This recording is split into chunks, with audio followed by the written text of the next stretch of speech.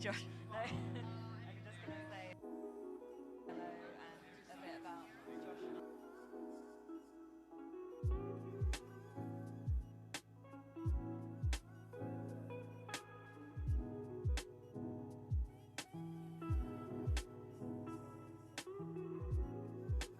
I.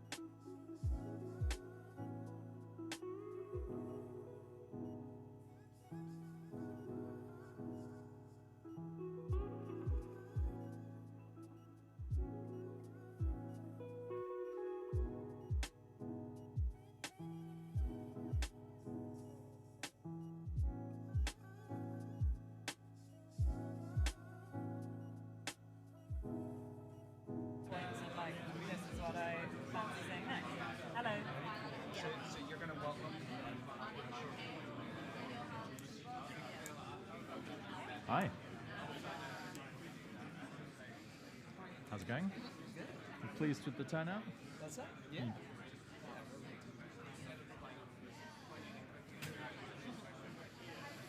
Hello.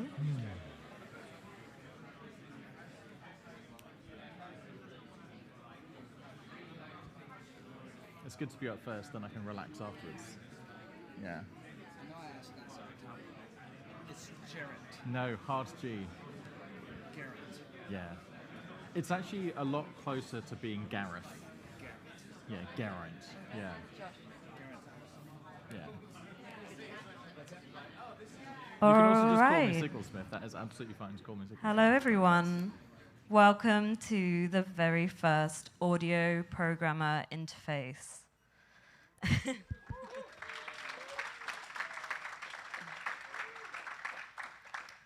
We're thrilled to have you here tonight, whether you're joining us in person or virtually.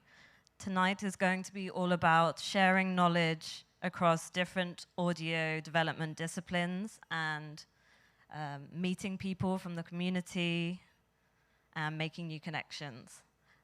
My name is Rachel, if we haven't met before.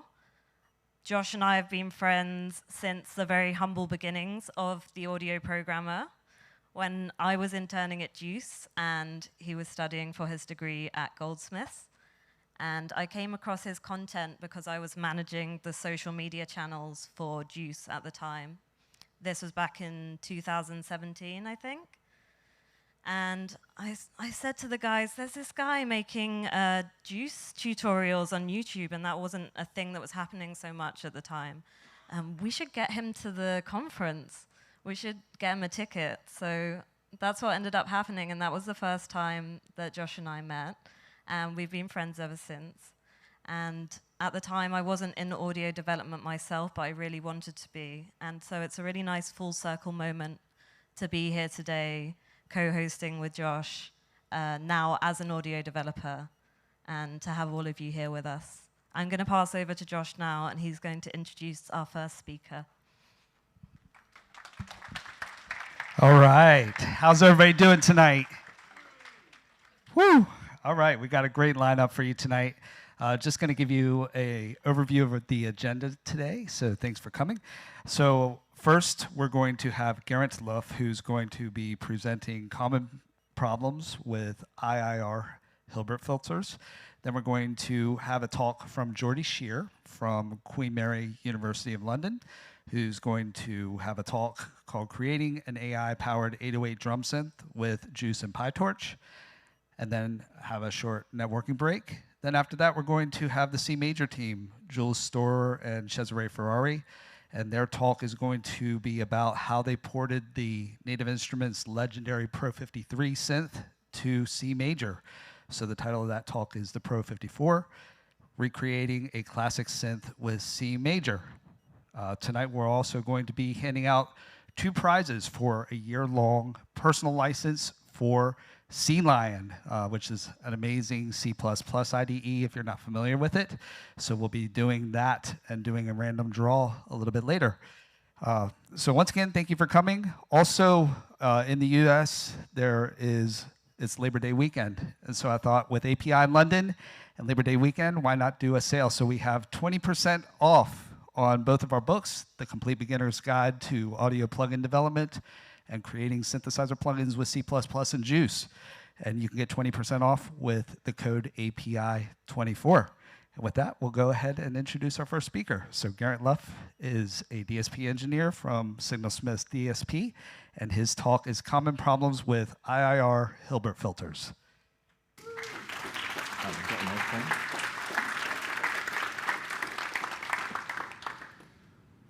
Yes, I'm audible, great.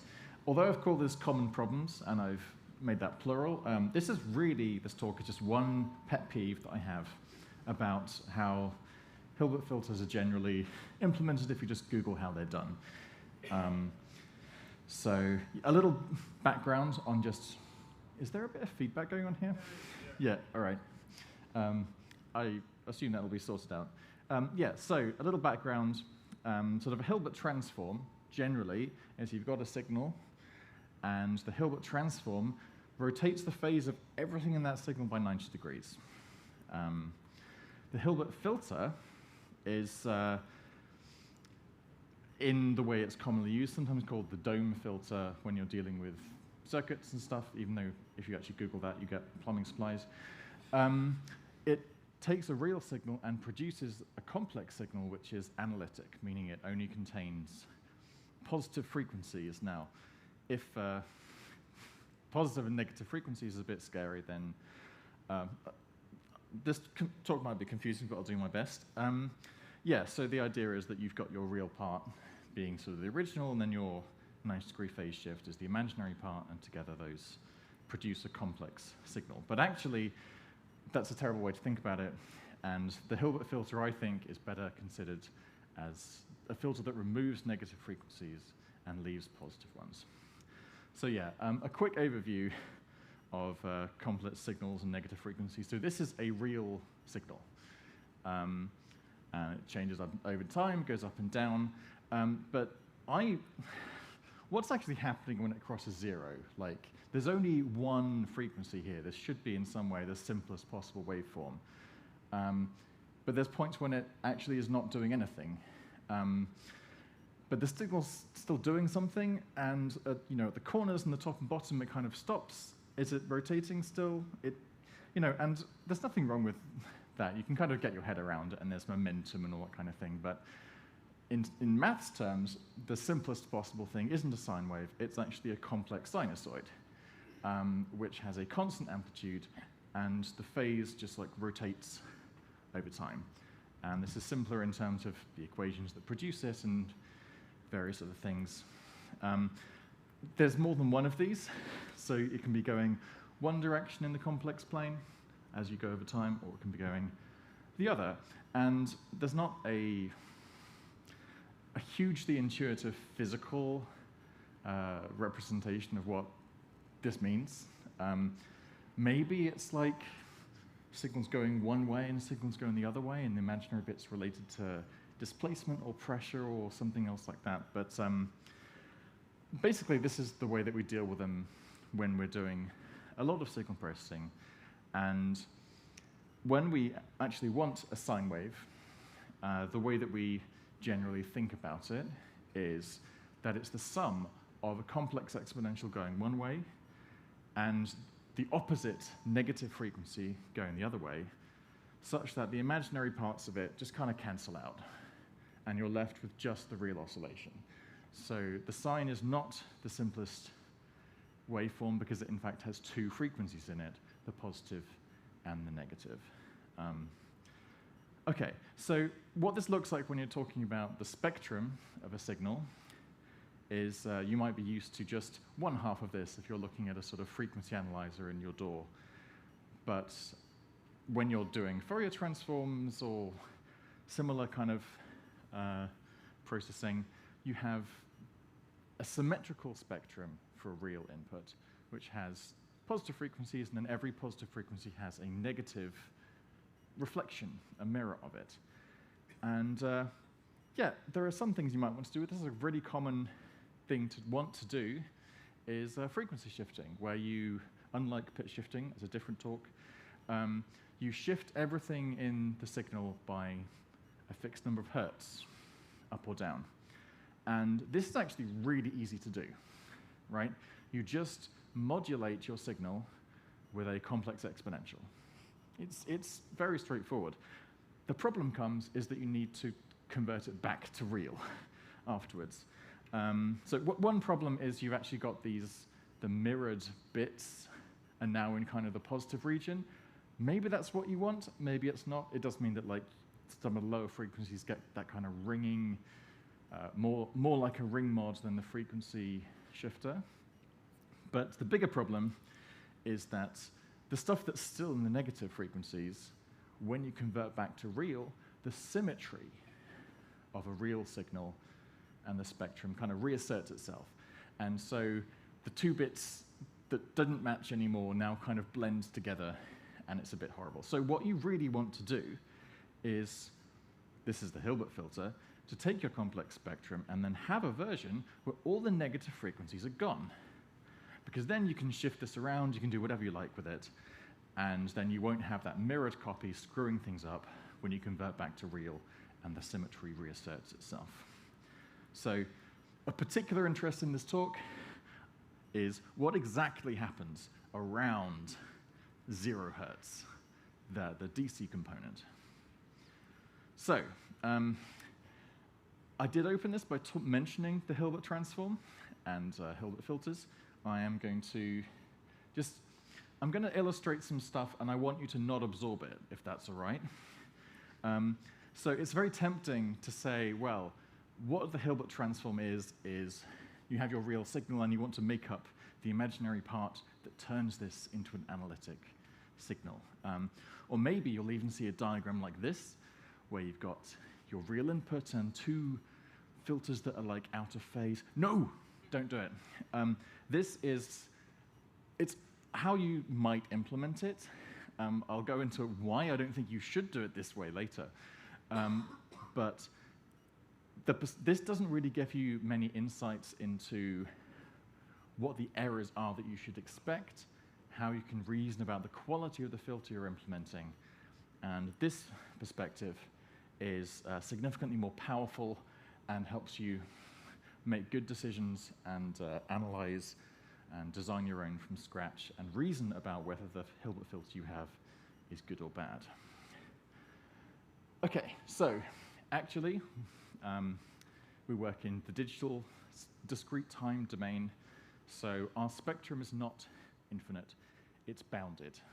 Well, if you're going to be really nitpicky, then it probably has like infinite repeating copies, but we'll just kind of ignore that for now and say it's a bounded spectrum, and there's some kind of wrapping around that happens at the edges. But the point is that you look at a diagram like this, and you think, well, what I want is a filter with this kind of shape. It passes through all the stuff in the positive half of the spectrum, and it nixes everything in the negative half of the spectrum. Actually, filters don't have those perfectly hard edges in practice. You've got these transition bands where it kind of goes from being 1, or in fact 2, because you're taking away the other. Anyway, it goes from the sort of pass band to the stop band, and there's a bit in the middle where it's attenuating some of the positive stuff that you want, and it's also letting through some of the negative stuff. So generally, stuff where the input is in this transition band range, that's where it goes a bit wrong, and your results can be kind of dodgy. So if you've got a sine wave that's in this transition band, the one you want will come out a bit less strongly, and the negative one will still be there, so you'll still get the same artifacts from the mirrored copy that we were trying to remove. So let's look at a specific example. Let's say, this diagram is not to scale, but let's say we're running at 48 kilohertz. The bandwidth of a filter for a given design and order and everything is generally proportional to the pass band, sort of for something like a band pass like this. So if the pass band here is between 0 and 24 kilohertz, and let's say, pull a number out of thin air, that the transition band is 1% of your pass band. That's a pretty sharp filter,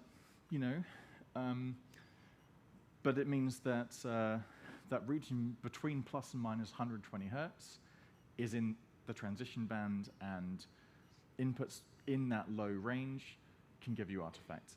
Maybe you can high pass your input before you put it into the Hilbert filter to avoid this kind of stuff. Here is the problem. Here is my pet peeve, which is the seed of this talk. Here is the same diagram, but you're running at 96 kilohertz. Same filter, same coefficient, same order, same ripple characteristics, except our bandwidth is now twice as long, because we're still passing through half the spectrum. So our bandwidth is now 48 kilohertz wide, our transition band is 480 hertz wide. So that's twice as wide as it was before. Now anything below 240 hertz is prone to these errors. And that sucks. It's sample rate dependent, and a lot of stuff in audio does behave slightly differently at different sample rates, but normally higher sample rates perform better, and your users will expect that. And you might expect that as well if you've got an oversampling switch in your plugin or whatever, and you turn it on, and suddenly your Hilbert filter just is a bit worse than it was, and that's not good. So, oh yeah, a quick note: if you do go web searching for like how to implement a Hilbert, you'll find some kind of pre-baked coefficients, doom diagram here. Don't absorb it. But yeah, you'll get some all-pass filter kind of recipes for this kind of setup. And actually, these are, as well as not being a very intuitive way to think about it, they're generally very close to being elliptic filters of this form. So when you've got this kind of all-pass setup, what it's almost certainly really doing is an elliptic filter, which have a very nice property that, under certain circumstances, you can separate them into two parallel all-passes. I'm mostly saying this to kind of try and inoculate you against it, because if you see this kind of dual all-pass setup, no, it's doing a half-band filter, and it's subject to this problem where it gets worse at higher sample rates. So, what can we do? Well, one solution is to use better filters as the sample rate goes up. That would work, and I don't know, depending how you scale your order with your input sample rates, maybe it gets better in the way that people kind of expect. The downside is you need to be able to, you probably want elliptic filters because they've got that really good, sharp cutoff compromise between like order and CPU and various other properties.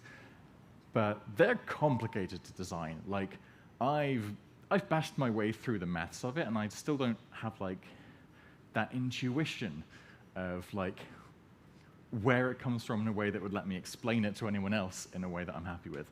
So you do have to be able to design elliptic filters, and not just any elliptic filters, but weird ones that aren't centered on zero. And also, if you change the order and other characteristics, the ripple and so on, then your phase response changes. Maybe this is no issue, but I have seen people who are using the Hilbert filter inside feedback delays and that kind of thing, inside phasor-like structures, and there the phase response ends up being part of the sound. And so when that shifts around, you're actually in trouble. So yeah, another approach you can do is to get mathsy. This is a pretty nice paper that just kind of goes over a very clean way to design Hilbert filters. And like the main thing that it does, or I'll zoom out. Nope, not all the way. Is this is your, I put ripples in because that's how elliptic filters tend to work. And using very similar maths to the thing that makes your EQs get all funny and scrunched up in the high frequencies, it pinches the low frequencies together to keep that transition around zero nice and sharp. This is very cool. It's good to see that used for good instead of evil. Pros and cons. It's pretty cool. Con, it's pretty tricky. You've got to do some maths, and if you're not someone who can make their way through an academic paper, then that sucks a bit. And again, you still need all the toolkit in code, imported if you didn't write it and need to find a good one, or writing your own if you're in an environment where you can't do that. And you need to do pole zero manipulation and various other things as part of this. So like, you know, MATLAB already does that stuff, and that's great, but the moment you're on your own with just like C on an embedded platform, then this gets a bit more demanding. The approach that I would recommend is, instead of saying I'm going to pass through all the positive frequencies and get rid of all the negative ones, you instead have a fixed bandwidth for your Hilbert filter, because this is audio. We can get away with this. We only care between 0 and, say, 20 kilohertz. This means that the pass band region for our Hilbert filter, our complex filter, is always constant. So our transition band, which is the bad bit near 0, is also constant, regardless of sample rate. So yeah, pros of that, consistent transition width, and the phase response is also It varies a little bit because of bilinear what's-its, but like, it's much more consistent than the other approaches. You probably still want elliptic filters when you're doing this, but honestly, it's not a deal breaker. Because, yeah, the thing is you actually only need simple elliptic filters. I will show you why. That like, although, I've done it again. Yeah, you don't need really full complex toolkits for elliptic filters. You can use much more simple off-the-shelf things. So we're going to make our own Hilbert filter out of parts you have at home. Maybe it's biquads and the Audio EQ cookbook. Maybe it's juice. But you start with this real signal, which has a spectrum like this. It's all symmetrical and reflected and conjugate. You down-modulate it by 10 kilohertz. This is done by just multiplying it against a complex exponential that's oscillating at minus 10 kilohertz. Then you do what looks pretty much like a conventional low pass, and I'll get to that in a bit, to just get the stuff between plus and minus 10 kilohertz, and then you upshift that result. And voila, you have essentially kept all the stuff between 0 and 20 kilohertz and removed everything else. Now, the wrinkle in that is that I have not really, I've just said, yes, apply a filter. If this was a real signal, this would be off the shelf. For a complex signal, it's almost as simple, because all you need to do is have 2 low passes. You apply 1 low pass to the real part, 1 low pass to the imaginary part. I'm saying this because most DSP toolkits only have filters for real valued inputs and not complex valued ones. That being the whole problem that we're trying to get around here. But the point is, you can make this out of very simple parts that you have in your own kitchen and a yogurt pot. So here is some C++ code, which I have not in any way tested, and I wrote it on the train here. So, but the point is, you have 2 low-pass filters for your real and imaginary parts, and you have a phase step, which is going to be running at, it makes our phase go round 1 cycle every 10 kilohertz. And then for every input sample, which is real, increment the phase, avoid numerical accuracy issues, turn that into a complex exponential. We down-modulate our input by multiplying it with the complex exponential. The conjugate function here, it flips the imaginary bit. It turns a positive 1 into a negative 1. So it's, that's turning our complex sinusoid into the negative frequency. So we down-modulate it. We apply 1 low pass to the real part, 1 low pass to the imaginary part, and then we up-modulate it. And we're done. That's it. So I will say, off the shelf, like a biquad low pass is not going to cut it. The cutoff is nowhere near sharp enough. Because remember, typically, the cutoff for a biquad, for a low pass kind of thing, is it ends up at whatever it is, 10 kilohertz. So it doesn't matter if it's 100 hertz wide, or a kilohertz wide, in fact. But this is, whatever that width is, it's going to be happening near 0. So generally, biquads are not going to cut it. You do want something elliptic if you can do that, if you have it to hand. So if you're using Juice or whatever, those have that in the toolkit. If you don't, and all you have is biquads, you can make high-order Butterworth low passes by stacking together other second-order low passes with just different Q values. Here is an excellent page on ear-level engineering that gives a little illustration of how it works, and also a little web tool which tells you what Q values to use. So you just stack, I don't know, 20 low passes in a row with different Q factors, and then the end result of that is a Butterworth with a really nice phase response and a pretty sharp edge. I also threw something together and just thought I might as well kind of show you what the performance you can get out of this is. So this I've just done by, I've designed a filter in Python and then kind of pulled and pushed and stretched it. But yes, this is a 16th order filter, and you can see this is the 48 kilohertz response, and that it's passing through stuff between 0 and 20 kilohertz. This is my impulse response at the top, and this is my decibels. And between 0 and 20 kilohertz, I've told it to have 0.5 dB of ripple, and then below 200 hertz, it's pretty negligible.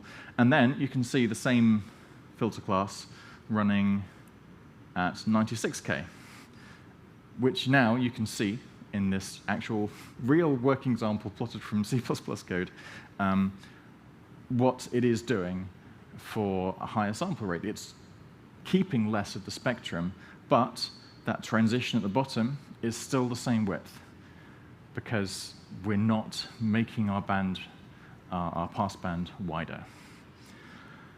And that's the talk. Given that I'd not practiced this, I have no idea how long that took. I hope it was interesting or useful for anyone who either already has a Hilbert filter and doesn't know whether it's good or not, or maybe wants the confidence to kind of mess around with it and try it yourself. You can build one of these yourself using off-the-shelf components that are just available in any sensible DSP toolkit. Yeah, I'm Geraint Luff. If you have any questions or any other crunchy problems that you want to ask me that I might be able to help with, then yeah, give me a shout.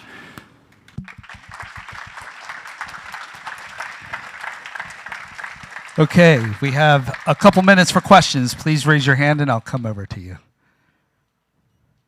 Searching far and wide.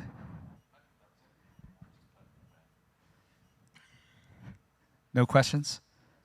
Oh, Angus, I knew you'd have a question. So years and years ago, ran into, there was an algorithm for a frequency shifter that was basically trying to do similar things, not so much for Hilbert transforms, but to emulate some of the analog frequency shifters in modular synths and that kind of thing. And they did a similar trick, but instead of shifting down, they shifted up, high pass, and basically used a polyphase filter to downsample to basically bring it back into the audible spectrum. It was a similar sort of thing of the rotations, but then wanting to get rid of the mirrored signal, so it actually sounds like a frequency shifter rather than a ring mod. And I just wondered if you'd been inspired by any of that stuff. I think it was a Laurent de Soras from Ohmforce's paper, but I could be wrong on that. Yeah, I don't know which specific thing you're talking about, but there are lots of ways to cook an egg, basically. So whether you upshift and then up pass and then kind of digitally alias back down to the audible range, or you downshift or whatever. Even a lot of the analog circuit designs that I've seen, some of them do, they have a modulator that splits one signal into two, which are essentially the real and imaginary parts, and then you low pass it. And that's sort of a common-ish design. I don't know about the high pass one, but like, yeah, if you send me a link afterwards, I'll read it, yeah. Any other questions? Okay, with that, one more thanks to Geraint Luff.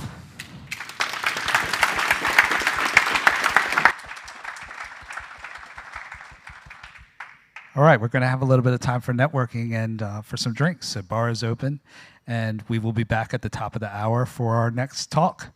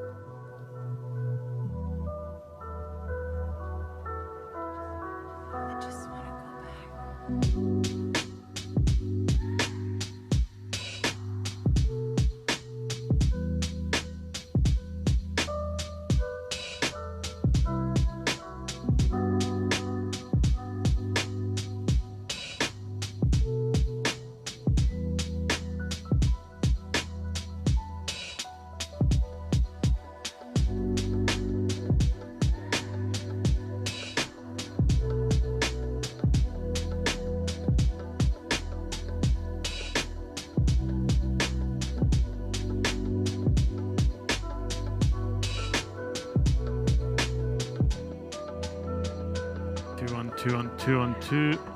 1 2. 1 2.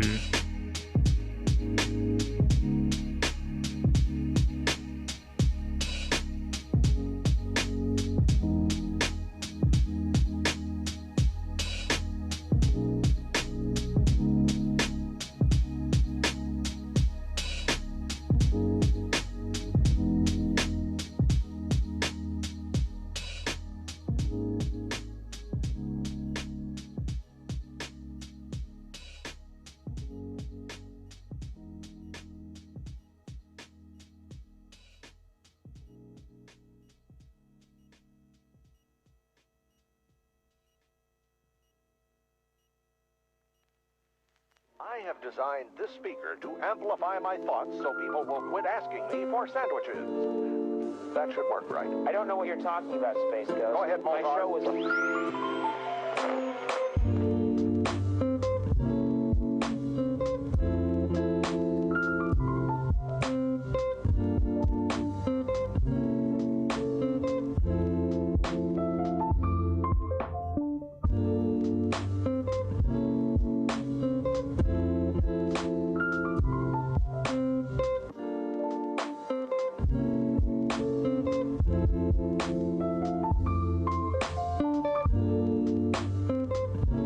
You with sticks till you fell down. Remember? You sure I didn't harness the power of the sun? No, it's definitely sticks. I'm nervous. I'm excited. It's going to be great. Yeah. Thanks for the title. It looks great. All right, we're live. Isn't that great? Yeah. We've got branding. I know. Full on.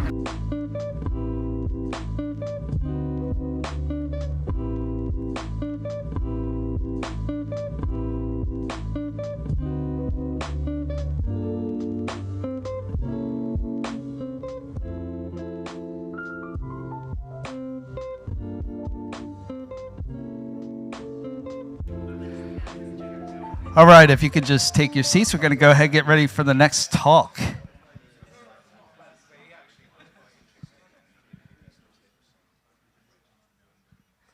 All right, presenting our next talk is Harriet Drury from Native Instruments. Take it away, Harriet. Awesome. Thank you, Josh. Thanks. Yeah, my name's Harriet. I'm sure a lot of you know who I am. I'm a dev at Native Instruments. I'm working mostly on the isotope side. And it's my honor to present our next speaker, Jordan. So I asked Jordan some facts before we started today, because I wanted to make this fun.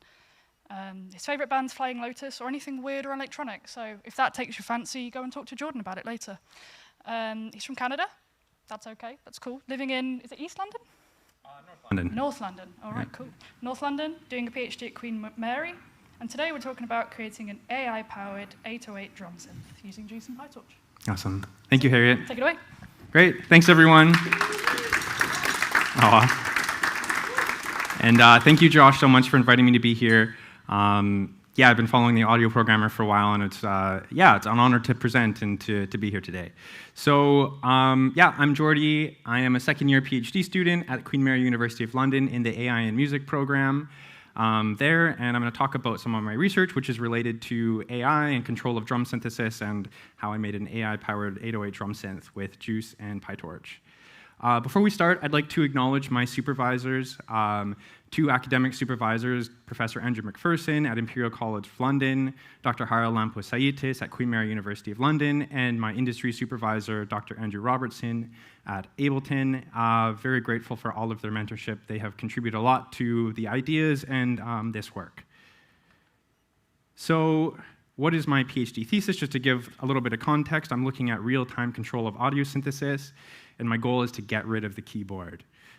Not actually, I actually really like keyboards, but I am working on this audio-driven synthesis topic. I want to use acoustic instruments to control audio synthesis, particularly percussion instruments, looking at how can we use skills that musicians already have on their acoustic instruments and take advantage of the richness of audio signals, extract information from these audio signals and map them onto controls for synthesizers, potentially giving novel ways for musicians to explore the space of possible sounds here and just be creative in new ways.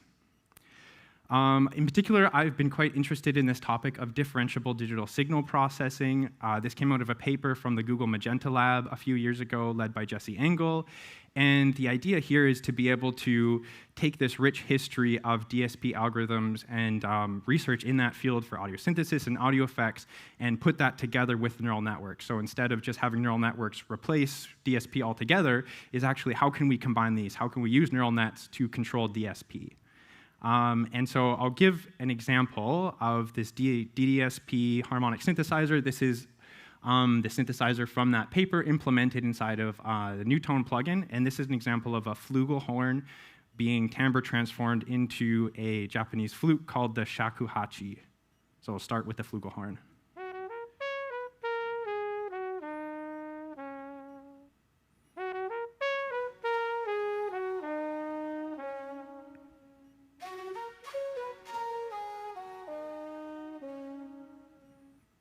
Yeah, so when I first saw that, I thought that was pretty cool. And I really like this idea of integrating DSP. So there's a harmonic synthesizer under the hood there. But I'll quickly go over all the ingredients of a DDSP synthesizer and how these all come together. So the first is we have some input. This is probably audio, maybe some audio features we've extracted from a live instrument, like pitch, loudness, some timbre features, or maybe it's just MIDI. In the case of that DDSP synthesizer, it's pitch and loudness. Then we have a neural network, which we train it, it estimates DSP parameters from input features to control the DSP synth. And then this is the DDSP part, so we have some DSP function, harmonic synthesizer, filtered noise in the case of that synth I just showed, and these need to be differentiable. And fortunately, what this really practically means is that we write them using an auto-differentiation package like TensorFlow or PyTorch, and we express these functions using the math API of those libraries, and then those libraries take care of the challenging part of calculating derivatives and passing gradients through. So it's not too challenging. So this receives parameters and generates audio. And then finally, we have some measure of loss. In machine learning, we have a loss function, and this computes how wrong we were when we make an estimate. And the cool thing about DDSP is we can calculate this directly on audio, so it's closer to perception in a sense. So in the case of this DDSP harmonic synthesizer, we have our training data, maybe it's a violin sound or that flute, and we want to match it perfectly at the output. And we use a spectral loss, so we compare those functions, that audio in the frequency domain, and we get a sense of how wrong we were. And so we get this measurement, and then we're able to backpropagate through our differentiable functions and update our neural network to hopefully make a better guess next time. And so the question that I'm looking at is, what about drums? Can I use drums for this, and what if I want to use a different synthesizer? So if I have an acoustic drum at an input, well, pitch doesn't really make sense. It's like, yes, you can have tuned drums, but pitch extraction in real time doesn't totally make sense. Harmonic synthesis doesn't really make sense also for drums. And then if I'm using something like an 808, does it really make sense to try to match perfectly an acoustic drum with an 808? Probably not, but I still would like to control this somehow. Can I still use this technique? And so I've been exploring this idea of timbre remapping. It's not my idea. It came from Dan Stowell in 2010 from his PhD topic. And this idea really is, for real-time timbre remapping, we want to extract audio features from a live input instrument and map those onto a synthesizer parameters, so timbre expression from the input instrument performance is translated onto that synth. So we want to take this sense of an expression through timbre and map that onto synthesis parameters. And so this is an overview of the system that I've built for percussion. So we have input audio. We detect features from that input audio in real time at detected onset. So we have percussion, so we have a sense of there being something happens. We detect features. We pass this to a neural network, and then this estimates parameter updates for our 808 synth in real time. And then we have this offline training portion of it where we extract features from this, and we came up with this thing called the feature difference loss, which I'm going to explain more, and this gives us the ability to map from timbre spaces, one of an acoustic drum synth and the timbre of an 808. And really what we're trying to do here is, instead of perfectly match the output with the input, is to match the shape of the sound. How are these features evolving over time? How does loudness evolve over time? How does timbre evolve over time? And match these contours. And so this comes from an idea of a timbre analogy. And so just to give a little bit of a background on what a timbre analogy is, this is based on some timbre perception research. And so this concept of timbre analogy, really it says, if you can imagine that the orange dots down at the bottom, A and B, are two snare drum hits on the same drum, and they vary by some amount. And then dot C up at the top is a synth sound.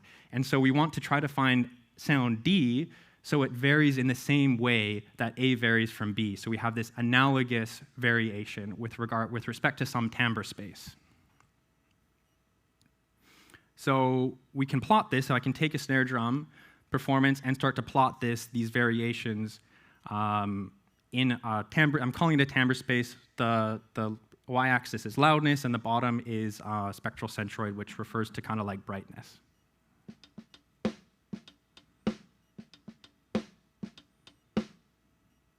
All right, so now we have this sense of there being variation. We have a little bit of data set that describes the variation of this musical phrase. And then now we want to introduce a synthesizer. So we have a synthesizer. We start with a preset, and we can also plot that preset sound in our timbre space.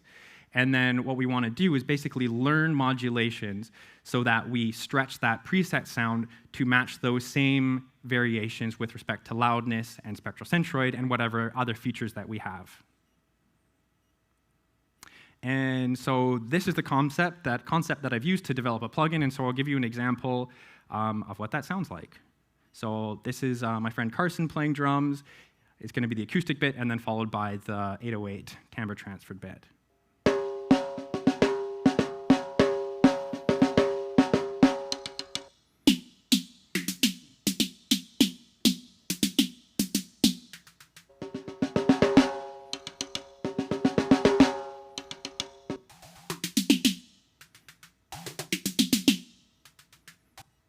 Yeah, and so those were all generated in real time. And I've also, so this is what the plugin is looking like. And so we have some controls for onsets, displaying the input features, and then controls for synthesizer, just like you'd expect. And I've been having a lot of fun just passing in random drum loops to it. So here's an example of that.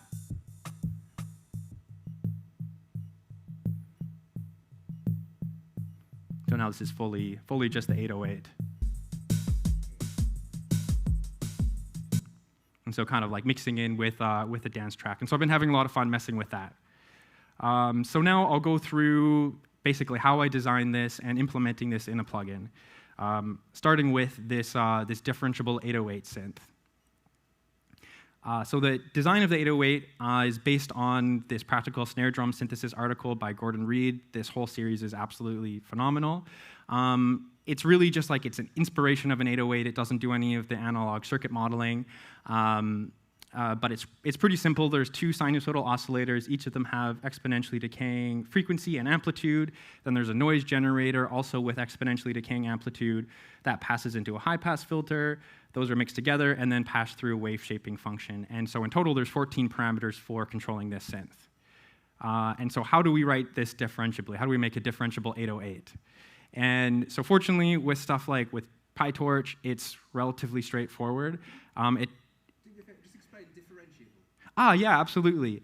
So differentiable refers to functions. A function is differentiable. I'm not a mathematician, but it is, if it's a continuous function, it doesn't have any breaks in it, we can calculate the derivative of that function, and then we can use that to basically compute the gradient of a function in a machine learning environment. I don't know if that's helpful or not. Sort of, yeah, getting there. Yeah. So when you say differentiable 808, you mean what? So what I mean by that is that I have a function that is it's my synthesis function, and then I can differentiate that whole function with respect to the parameters. Yeah. Yeah, I'll share some articles at the end that really break this down. David Trevelyan gave a talk at ADC a couple years ago and really step by step through what it means for something to be differentiable, and what does this mean with respect to like machine learning. And I don't have time to go through all of it. I probably would butcher it too. But yeah, I'll pass that along afterwards. So I'll practically show what this looks like to write the 808 synth. Starting with just a basic synth module. And so I'm going to write this wave shaper tanh function. And so this is a synth module class.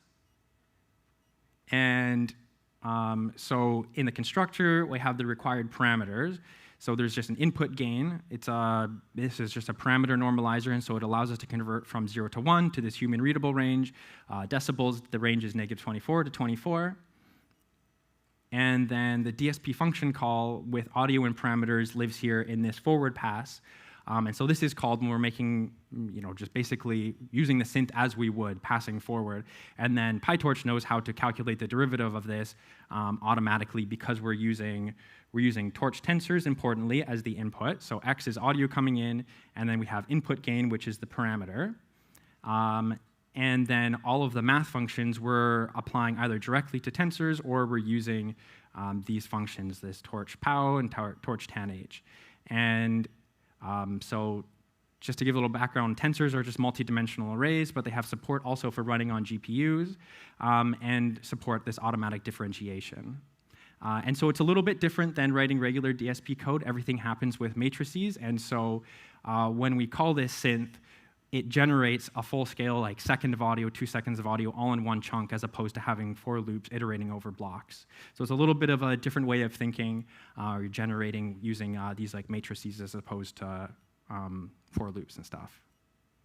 And so now we have this full synthesizer.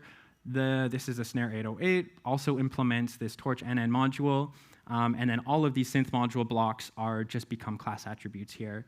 And then in the forward call, I'm not going to go fully through it, but all of the parameters are passed as a tensor, and then we just go through and basically call all the individual functions, the synth modules, to generate the 808 sound.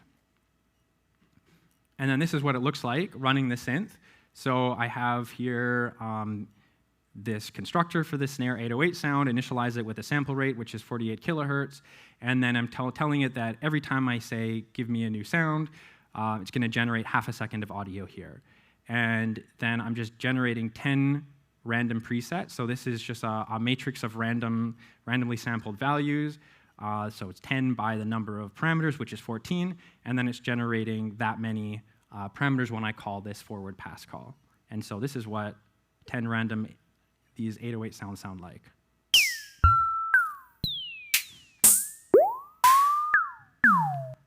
So not very snarey. It's just sort of like random signs. But it can make a snare drum sound. It is a snare drum. But kind of happens what you would expect if you just randomly generate it. We don't need to listen to those again. OK, so I'm going to talk through what this feature difference loss is and go through this. And so this is what allows us to do this timbre remapping. And so we'll start with a snare drum hit. We pick one hit from a musical phrase, and then we have a corresponding synth preset, which I've pre-programmed. And then define a set of feature extractors. So I selected some from previous literature that was looking at snare drum performances and timbre.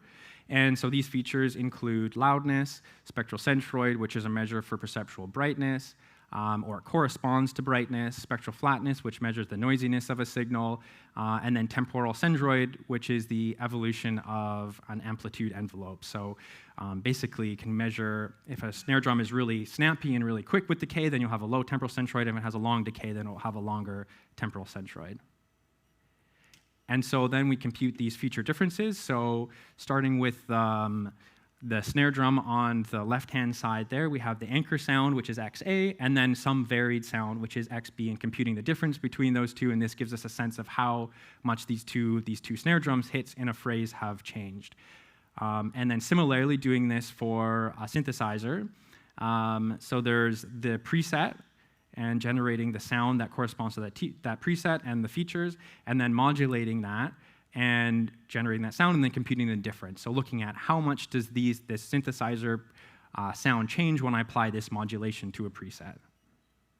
And then so the goal here is to learn parameter modulation. So the feature difference between the synthesizer preset and the modulated sound is equivalent to the difference between the input snare drums.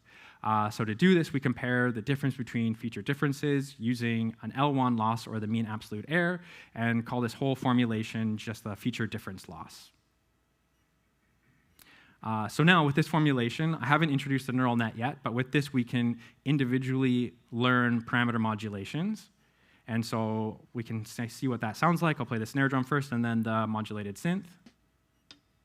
It's a little bit quiet. There you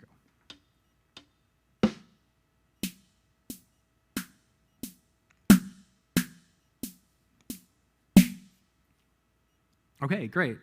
So now let's look at this whole system as a whole and figure out how do we do this in real time. So the goal is to create a real-time performance system, and so we want to be able to estimate these timbre analogies, these synth modulations, in less than 10 milliseconds following a detected drum sound at an input. So our proposed system uses onset detection to detect incoming drum hits, and then audio feature extraction, but now audio feature extraction at a very small window of sound. We're pulling out 256 samples, which is less than 10 milliseconds, and then computing features on those, or computing loudness, spectral centroid, spectral flatness, and then these are passed into the neural network, which then predicts the synth parameter modulations.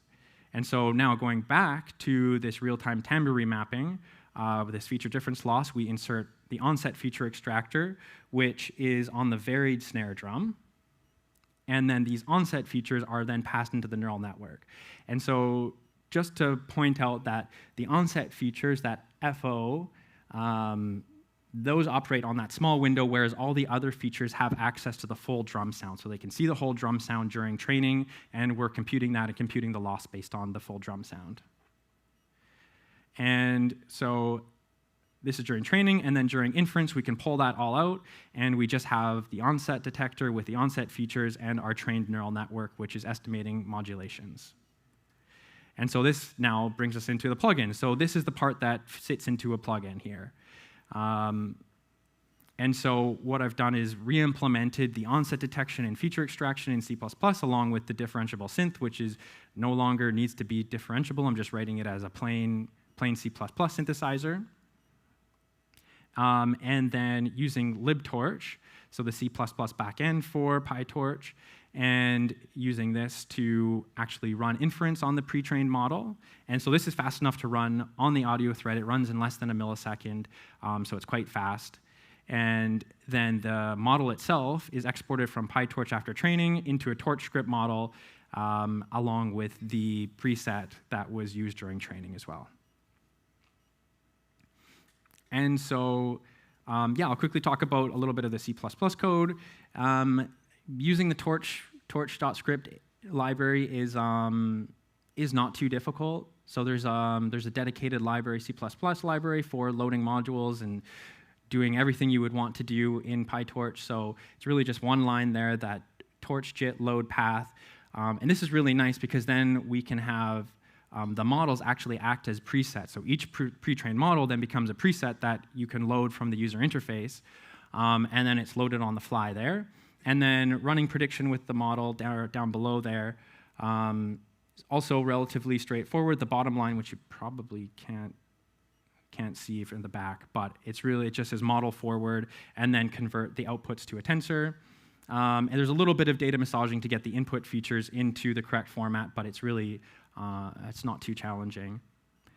And then with the UI design, I just wanted to give a quick acknowledgement to Louis Wolstenholme and his bandmate Francis Devine from Juliaset. They did a really awesome job on this. And so, yeah, I just wanted to quickly shout that out. And I've got this nice black square at the bottom there. It's engineering notes, a couple things along the way. So compiling with the juice support for CMake is really brilliant. Makes it really easy to include libtorch with just a few lines, find package, set the CMake flags, and then link the library. Building I found to be a little bit more challenging. libtorch has a lot of hardware dependencies, hardware-specific dependencies, so I found most success with actually installing Torch using Python. And then they have this utility function which provides a location for the CMake prefix path for libtorch. And then, so I store that as an environment variable and then pass that into the build, which seems to work much more reliably for me. Another thing, so testing C++ and Python. Jan Vilcek gave a really interesting talk at ADC last year on how to combine Python testing with C++, so testing C++ code from Python. So this was really great because a lot of my synthesis code is started off in Python and then navigated C++. And so what this looked like is compiling the plugin, the plugin DSP code in a shared library and then loading that in Python using CPPYY and allowed me to compare Python implementations with C++ implementations, which is super useful. So just to kind of like conclude, I have a few more slides here. I wanted to also talk about some of the challenges with DDSP. It's really fun. I really enjoy writing these synths and experimenting with them. There are definitely challenges along with it. Certain important parameters are hard to estimate using DDSP. Frequency and pitch parameters, FM modulator frequencies are notoriously difficult to optimize. And this is demonstrated by this plot here. This is a spectral loss. So you can see this is the true frequency down at 100 hertz. And this is what the loss surface looks like as you have a sine wave and you're trying to find the frequency for that.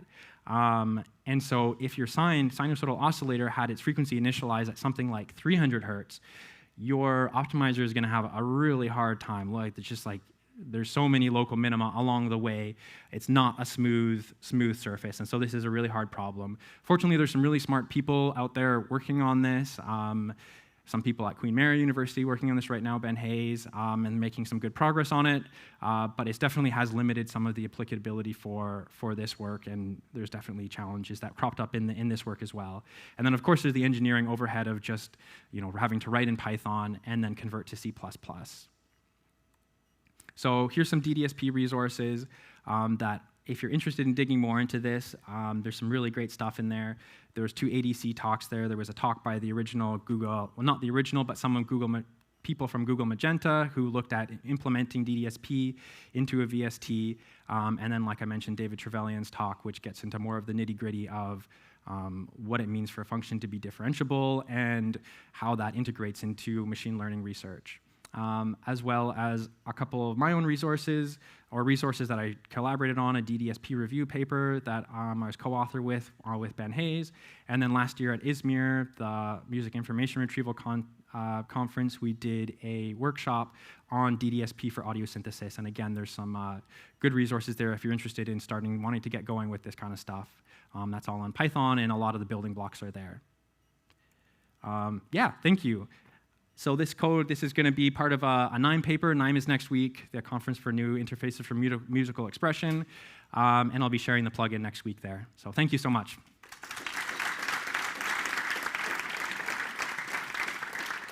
All right, I'm sure there's like a million questions. Thank you for that. Thank you so much. I wonder if I can ask the first question. Yeah, absolutely. Yeah. What does your PyTorch model look like, or is that a secret?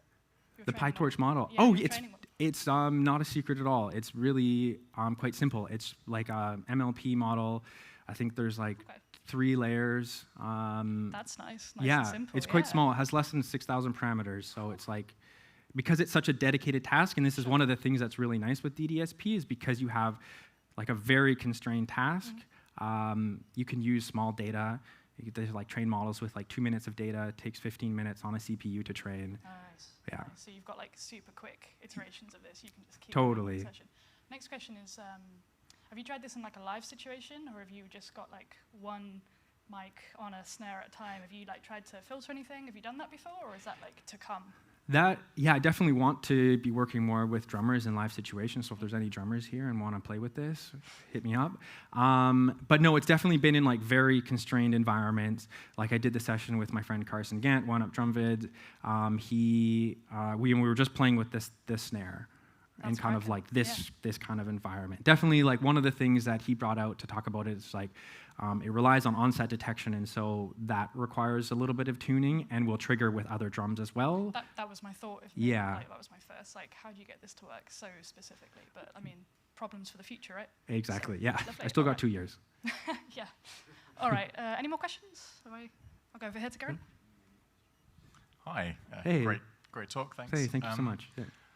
So the features that you extract from the performance, you have chosen things like the loudness and the centroids and so on. I have. How is the model sensitive to exactly how those are phrased, and is there a way to find which ones are good? I noticed that in the snare performance there was the I don't know the terms, but the main bit of the snare and then the rim. Mm-hmm. And are there other detectors that might be better at, like, you know, can you learn which things you're analyzing as well as how you use them? Mm-hmm. Yeah, that's a really good question. This is a hard one too. This, like, how do you, this feature representation or representing audio? I selected those particular features from looking at literature that talked about timbre variation in snare drum performances, as well as talking to a drummer who, Rodrigo Constanzo, has done a lot of really great work with ML and drums as well, and he's landed on some of these features, and so I kind of just used that as a starting point. But there's a lot more exploration to do there, and then also there's some work in learning that as well. There was someone from our lab, Andrea Martelloni, did some work on actually learning features for percussive, it was like percussive finger style on an acoustic guitar. And so that's something that you could definitely look at as well, yeah. All right. Any more? Thank you. Over here. Hey, I've got actually a sneaky couple of questions. So one is, obviously, there's loads of different ways to do like resynthesis and that, and you could, in the old school way, use like envelope followers and stuff. So, what are the benefits of using machine learning instead of other approaches like that? And the other thing was not directly related to the content of your talk, but it made me think when you were talking about noise and stuff. Are the techniques of stable diffusion applicable to audio as well? Mm-hmm. So I'm definitely not, starting with the second one, I'm not a diffusion expert, but diffusion is being used for audio synthesis. Okay. As far as I know, it's not applicable to real time right now. Like, I don't think you could have something controlling it in real time, as far as I know. But I think in terms of like fidelity and quality, I think diffusion is the best if you have the time and compute to wait for rendering. Right. And then for the first question in terms of synthesis methods, yeah. So I mean, you certainly, and the benefits of using machine learning for something like this. So this project actually started off without any machine learning as a course project last year, where I was working with like a little Bella board, and I implemented like an 808 style synth on it for a class project, and then just was mapping features directly to the synth parameters and creating those mappings myself.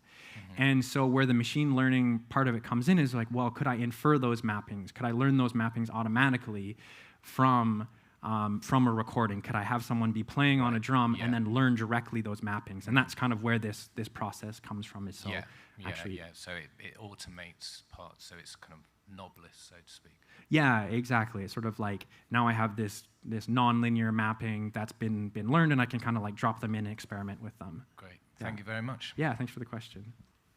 Any more from this side? I'll take one more from this side and go over. Hey, hi, great talk. I'm Sasha. I know some of your supervisors. So. Nice, great. Yeah, great work. One question. I didn't quite get how you trigger the note on the synthesizer side. I'll tell you, once you tell me the answer, I'll tell you what I have in the back of my mind about this question. Like the onset detector? Yeah, you have an onset detector. I have an onset detector. All right, okay. Yeah. Because, so the model is specific to the 808 synthesizer, right? If I were a musician, what I would want to do is do my drum set and then be able to change the type of backend that I have to render my drums. Yeah. And the natural way to doing that is having a MIDI transcriber, right? So if you had, have you tried that, or maybe it's an idea for future experiments, if you had a dual stream in your neural network, like if you were adding the MIDI parameters to your timbral representation, would you achieve a better MIDI transcriber than something that has no knowledge of the rendering of the drums at the end of the pipeline?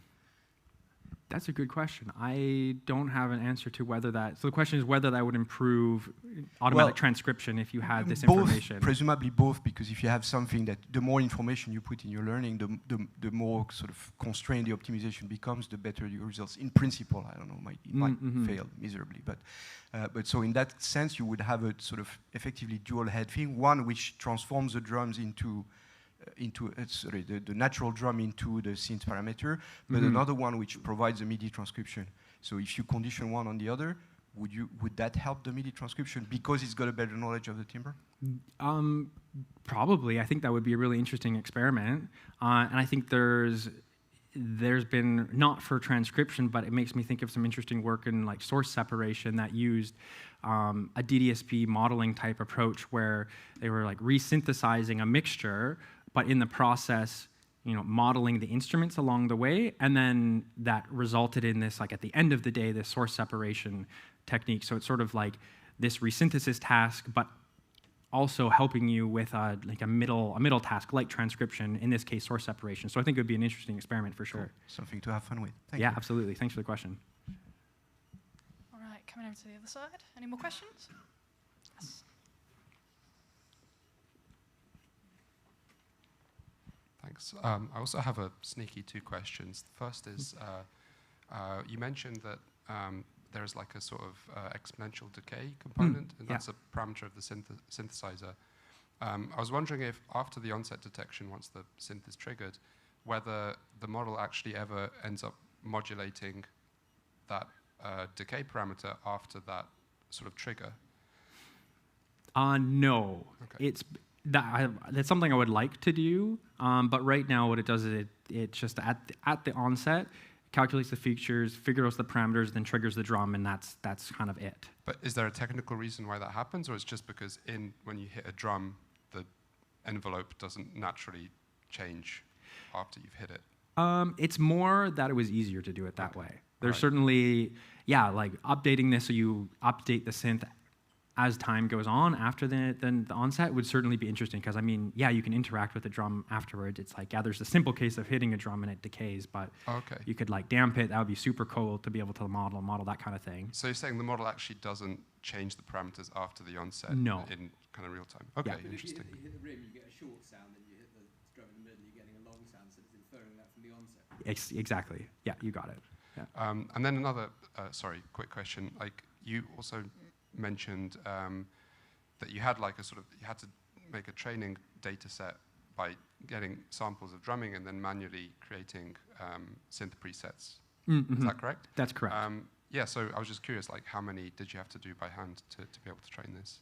So actually, one model corresponds to a single training, so like a minute or 2 of someone playing a drum and a single preset.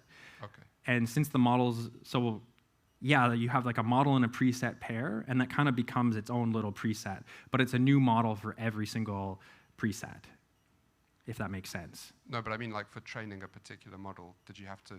Just one preset, a single preset and a short recording of a drummer. Okay, I see. Yeah. All right, thank you. Yeah, so it's a little bit of a different thing. Instead of having one big model, it's many small models. Yeah. Okay, any more questions? No, I think we're fresh out. Any more this side? No. Okay, well, thank you. Awesome. Yeah, that was thank you. a great talk. Thanks, everyone. Thanks, guys.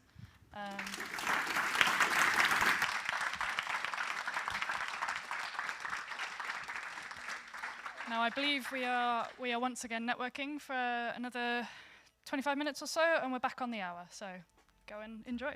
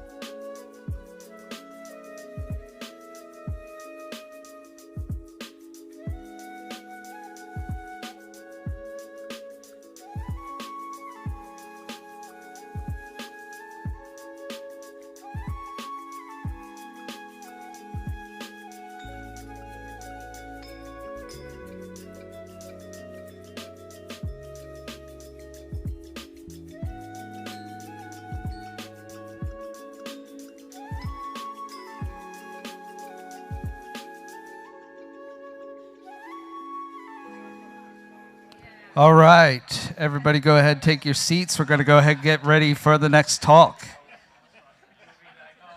I'll just do a really quick thing and then I'll hand it over to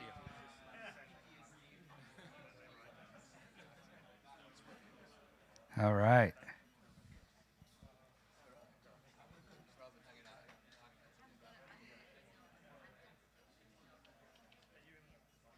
Okay, just a quick reminder that after this talk, we're going to be giving away 2 Sea Lion personal licenses for a year. So big thank you to JetBrains for those.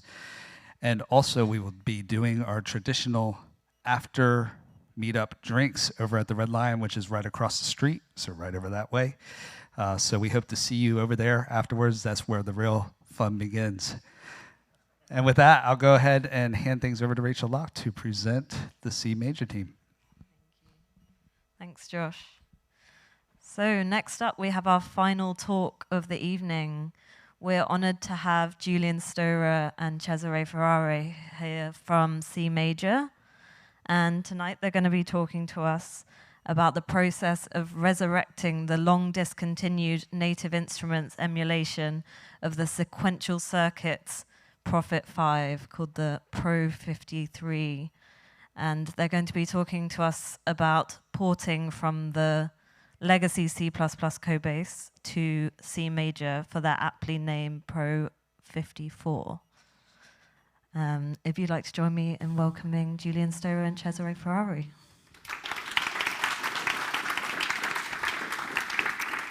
Hello, hello. Hello, thank you. It's going to be a lot less mathematical than the last 2 talks. This is, yeah. Definitely we're the fun bit at the end, and we know everyone wants to get to the pub, so we're going to make this as easy as possible. We'll definitely. Well, we'll see how this goes. Yeah. So, so who knows what C major is? Okay. Lots of hands. Yeah, there's some down. Half, right. Okay, there was enough down that we should still keep this okay. slide. So just a quick sort of overview of what we do and who we are. C major is we're pitching it as a language for writing DSP code, but it's a language and a runtime and a kind of JIT compiler and a platform essentially for running the code. It's a sort of C family language, so we try to be familiar to people like ourselves who've grown up on C++ and C and C bracey kind of languages. It's aimed at producing code that we can run very, very fast and efficiently in our JIT engine, but also being portable to things like WebAssembly to run in browsers and exporting it as a C++ juice project and being able to build plugins and lots of different targets from like one simple code base and being very portable. I think that's probably enough of an overview. You'll get the gist as we go on. I mean, I think the sort of one-liner is it's basically shader language for DSP. Yeah. I think that's probably the easiest way to describe it. The elevator pitch. And the other bit is that we do have UI support, and we use JavaScript. So basically, the expectation here is that a plugin would have C major source code for the DSP and JavaScript for the UI, and it would all work together beautifully, and people can run stuff and not know or care what the technology is behind it. Next thing on our talk is this idea that we're going to kind of resurrect an old synth that's no longer around. So then the question is, why bother? I mean, who cares about old instruments? I mean, Mini Moogs and 303s, I mean, they're cheap on the second-hand market, right? Because nobody wants them anymore, right? And then, of course, that brings us on to the question, is there going to be the same for software, or is there already the same for software? Are there going to be musicians growing up with particular instruments, software instruments that they love, that for various reasons have become kind of end of life for the manufacturer, or the manufacturer's gone out of business, and then there's some poor sod with a Windows 95 box still running some ancient version of Cubase so that they can run one particular plugin? Or is that what the world's going to look like? And I hope it isn't. So in an ideal world, we'd be in a situation where people are producing plugins in such a way that they have got a much longer life than just that one manufacturer, that maybe the source code becomes open source, and then people are going to be able to run it forever, sort of build it for their current targets rather than these ancient crusty ones. So then people that have been involved in software development will have a pretty good idea about the challenges of keeping old code running. It's not zero cost. There's all sorts of reasons why it can be grim trying to resurrect an old project, or just the ongoing cost of trying to keep one of these things building and deployable on modern operating systems. So just as a starting point, even finding the source code, getting it onto your machine, as I said, Visual Source Safe. People remember this stuff? Yep. Yep. There's astonishing repositories of source code that even getting it extracted into a directory in your computer could be a pain. And then, obviously, you then have dependent libraries and build systems and dependencies there, whatever it is, it's all grim. And even if you can get hold of the source, and you can get hold of the dependent libraries, and then you try and build it on a modern compiler, you'll discover that C++ has changed. All the assumptions that, you're on a Mac, it must be a PowerPC. And I mention that specifically because, obviously, this project is from an era when the expectations of the architectures and the operating systems are quite different from today. So it's grim, it's difficult, it's easy to overlook and just think, oh, well, I can just pull that project up from 10 years ago and I'll just rebuild it, it'll be easy, right? No. So if we're going to go through the effort of resurrecting an old project, so there you are, you've got this C++ project and you've not been building it for years, and you think to yourself, I'd love to get that running again. If you're going to go through all that pain and effort modernizing it so that it will be compiled with the modern C++ compiler, if you're putting that much effort in, why not go slightly further, or a different route, and say, should I be even modernizing this? Because once I've got it into that modern C++, in 10 years' time, I'll have the same pain. Maybe I could port it to a different language. So our pitch here is, what would happen if you were to instead port it to C major? What's going for it for C major as a target rather than, say, Faust or one of the other possible DSP-specific languages? Well, we're basically a C++ type language. So you can take C++ and re-implement it in C major, and it kind of looks the same shape. It's procedural, it's got the same basic structures, variables work the same way. There's an awful lot similarities, which means that there's reduced effort there. Having done this, so say you succeed in moving it across, you've then got yourself in a situation where you by default get support for all of the platforms that C major can target. So you can do a WebAssembly build for the web.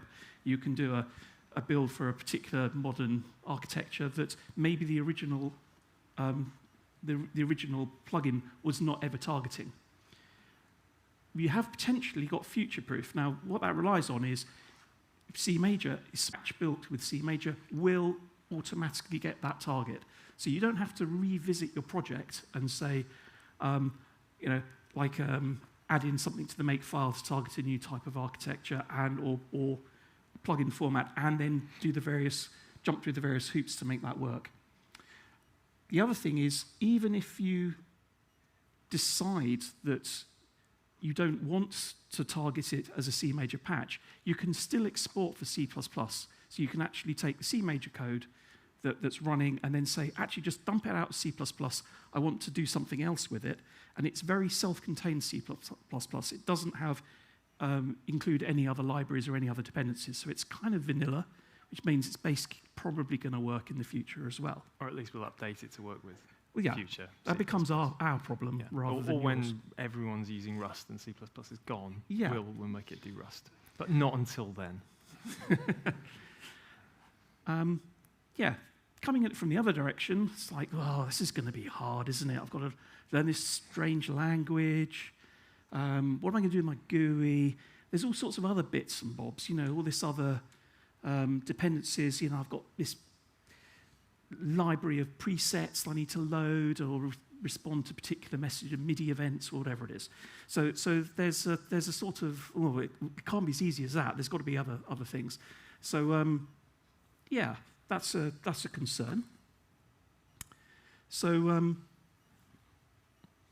if we come back to this discussion about, why is it roughly the same shape and why is it easy? Yeah, I mean, I did this slide last night, and blur your eyes, don't read it. It's just sort of thinking about like the process of porting from something that's C++, maybe a Juice plugin, or I mean, all C++ plugins are kind of the same shape, a bit Juice plugin shaped, to C major. It's not a million miles away. If you kind of replace the word class with the word processor, and I mean, they're doing very different things, but essentially, you're writing a thing in braces, and inside there you've got something that declares your inputs and your parameters, and you've got something that has some state variables that are kind of going to live in there, and then you've got either a process block or a main loop that is doing the actual sample rendering. And the braces are similar, the parentheses are similar, and as we show you like an example of how this works, you're not porting from, you don't have to just go back to the drawing board and reimagine the whole thing in functional terms or something. It's kind of, it's similar paradigms. And in the syntax, this is kind of why we did it this way. We wanted to be C family. We want people to be able to look at some C major code and go, oh, I get it. Especially if there's an expression there with some floats and ints and if and while and for loops. We want them all to look kind of like, we don't want to have to explain that stuff. But we have modernized the syntax a bit. So, there are things like, we've got like a let keyword and things like that. We've got a simpler generic system than C++ templating. We've got no pointers to worry about. We've cut a lot of things out of the language. You can't do all the horrible, messy stuff you can do in C. It's very safe and very contained, but it's familiar. So the general kind of approach we've taken, we ported Pro54 and we ported a few other little bits and pieces from C++. And essentially, it's like, these are the steps. You do boilerplate, C major, you get your C++, you stuff it in there. It doesn't work. You hit compile, you look at the first error, and it'll be like, you might actually get a few lines in before you get an error, but then you hit an error and you go, okay, I'll rewrite that line, and just keep going. And it works out pretty well. We'll go through some actual examples. So the Pro53, I can always get the numbers mixed up. I can describe ours as the Pro53. I think it was the Pro52 first, wasn't it? Well, it's the Pro 5. Pro 5. And so the 52 and then the 53. 53. So we have this code base which goes back, I suppose, 25 years.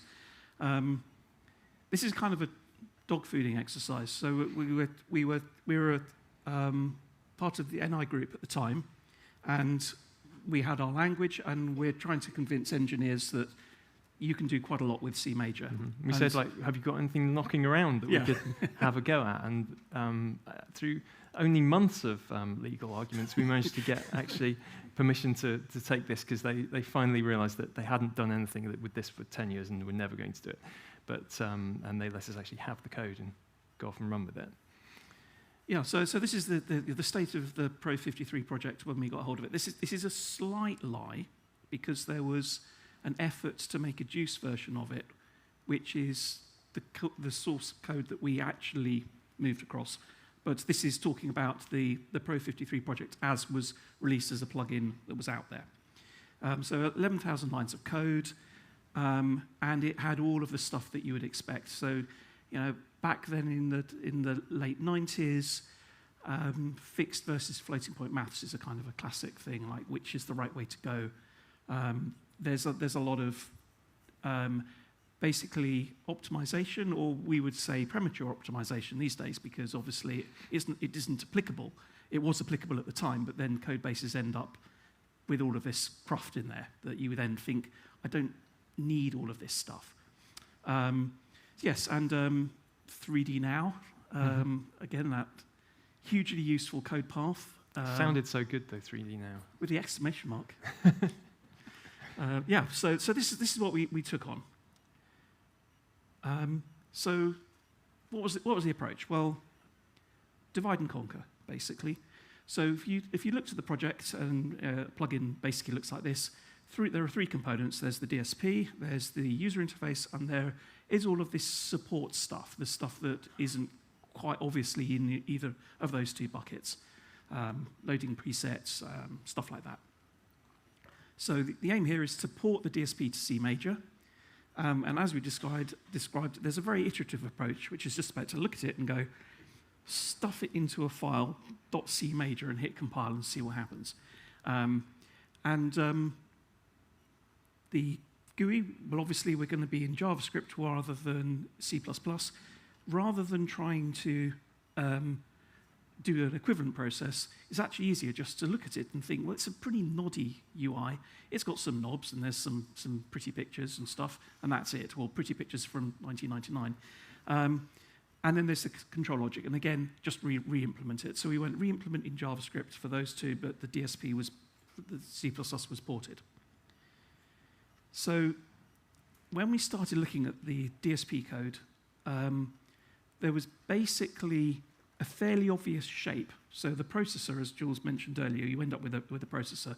It's got inputs and outputs, a load of parameters. They're obvious what they are. There's a big file with all of these defined named parameters. Just plug them all in. So create a processor in C major, and then just say, there's this input, there's this input, there's this input. Because the original C++ maps parameters to controls internally, the easiest thing was to add them as events, and then there's an event handler in C major where you say, when you receive one of these parameters, apply this bit of logic. And here's an example of it on screen. So this is the envelope amount. Obviously, filter env means envelope amount, which obviously you can tell. And the p5_m_filt env final is obviously the envelope amount scaled by multiplied by 192. Yeah, there we are, clear. So yes, the equivalent code on the right-hand side was what we turned this into in C major, which is taking a value and scaling it and applying it. And then this smoothing function was ported across. So obviously we've changed capitalization because obviously some maniac wrote set knob smoother with a capital S at the beginning. I mean, I think originally we didn't. We'd left all the symbols the same. Yeah, and then I couldn't help myself afterwards going through and tidying it up a bit. And sort of, I can't remember what we do. So we basically wrote the main function, shoved the original code in. Now, fortunately, I mean, in the sense of to the ease of porting, the original was written as one basically big process function. And it's funny, I spend so many, done so many talks telling people, don't do that. But actually, it's really useful. Made it very easy for us, yeah. And I think if you go back then, it was probably considered to be that the inlining of function calls probably wasn't very good in all of the compilers. So it was probably done for performance reasons. Whether it was right or not, don't know, but we were in the fortunate position that's what we had. There was voices, obviously it's a synth, there's voices and voice structures and things. And again, the resulting Pro54 code has a structure representing a voice and all of the same parameters mapped into there. So the processor actually has an array of voices rather than a separate voice processor, if that makes sense. It's not pulled out into, there is no graph in C major with a voice being separated from the entire synth. It's all kind of bodged in one big thing. That's what the original code looked like, so I've done the same. And yes, when you're compiling it, what you end up doing is that you find a symbol that it can't find. And so what you do is that you work out what the equivalent in in C major is, and then just do a copy and replace. So basically, replace every instance of this incorrect thing, and you would find that there's the same error or the same change to be made lots of times, and invariably that was the right thing to do. So it ran through those sorts of big capitalized P5 names once and got them all moved across. There are language differences which we had to change. So you'll see this all the time. In if variable name type function that just sort of says compares it with 0 basically. And we don't have that in C major. We have to explicitly do the comparison because it's error prone. We're trying to make things easier for people. No, we're trying to make them less error prone. Make it less error prone, yeah. Easier in the long run. Yeah. And again, we don't, if you index into an array, we have bounded types that are guaranteed to be in a particular array range. And again, moving those what were integer data types in Pro53 into wrap types in our implementation was an obvious thing to do. It's good for performance, and it makes the code clearer and easier to read. But none of this is very hard. It was. No. These are all small, straightforward things. You see the error, and you go, "Oh, I see clearly what I need to do there."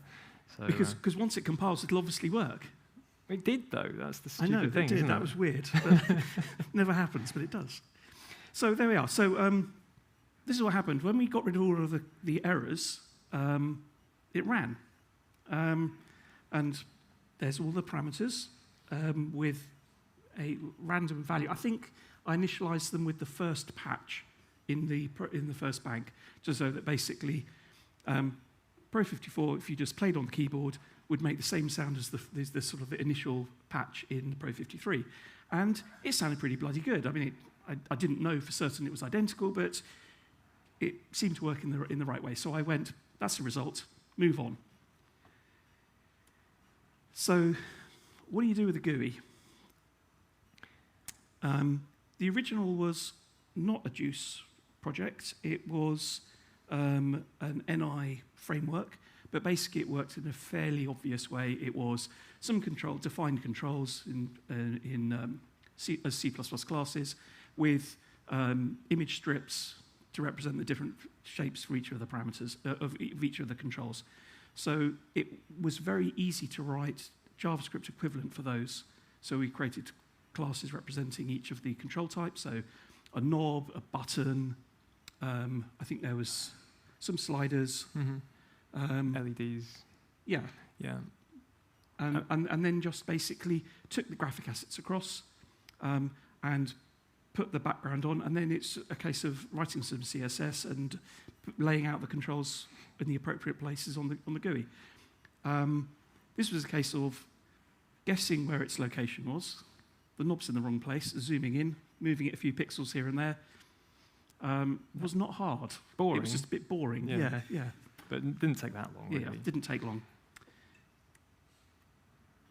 And that gave us that. Now notice the image has got C major and Pro54 superimposed, and Harriet's just mentioned she did actually have a hack around with this, and we didn't use that version. Yeah, sorry about that. And so at this point, we've got a fully functioning synth, the knobs work, the keyboard, the sound plays, but there are no presets. So we were talking before, there's this third aspect to this synth, which is something that needs to know a bank of presets, allow the buttons that you say selecting different parameter, different saved programs, saving, editing parameters so that they get saved in the bank, all that kind of other bits and bobs. And we have this in C major, a patch worker. So this is, you could think of it as a UI that doesn't have a panel. Yeah, it essentially is. It treats itself like a UI, but it's just off screen. So it's there all the time. So all the kind of bits and bobs you need to do, the kind of housekeeping work that a plugin needs to do, is very easy in JavaScript while you've got the UI on the screen, but you might need something that's running longer term, like loading, like when it gets a patch change message coming in. Without a UI, you need something that can figure out which parameters to twiddle and do that all as we're running, and do loading and saving and boring stuff.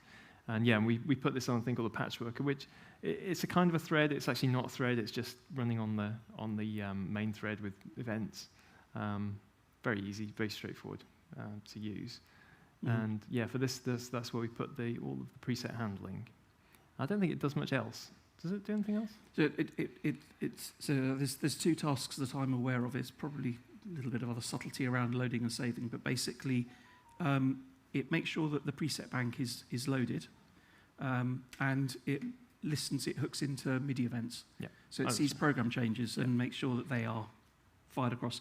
If you think about it, because if we did that stuff in the UI, if you close the window and you send a program change, there'd be nothing there to respond to it.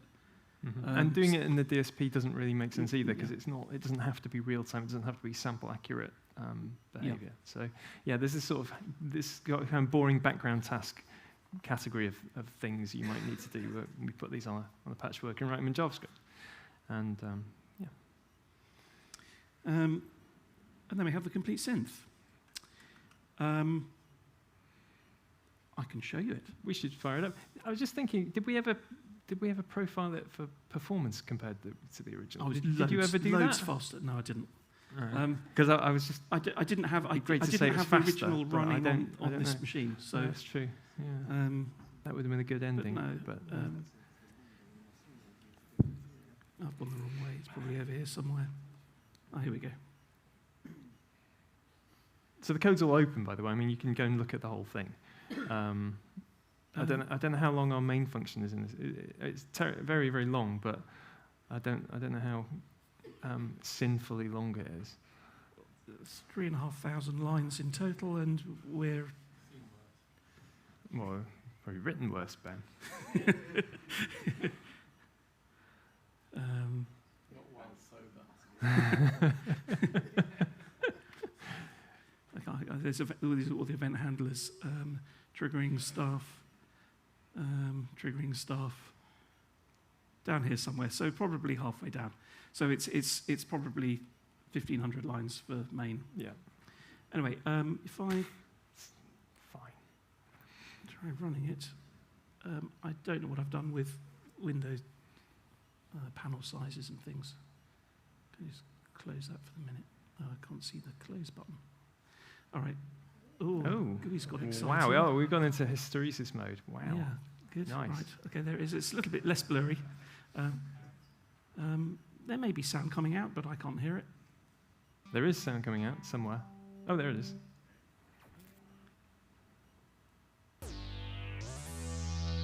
It's actually a really good sounding synth.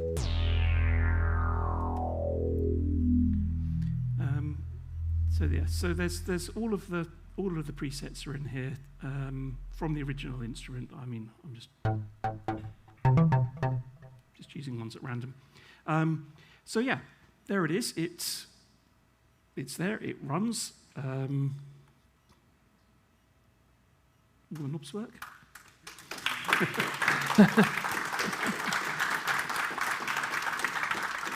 I mentioned that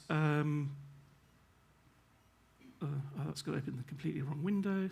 I'm now going to struggle to do this. I'm trying to see. This is the GUI. If I were to try and choose something that's going to be visible,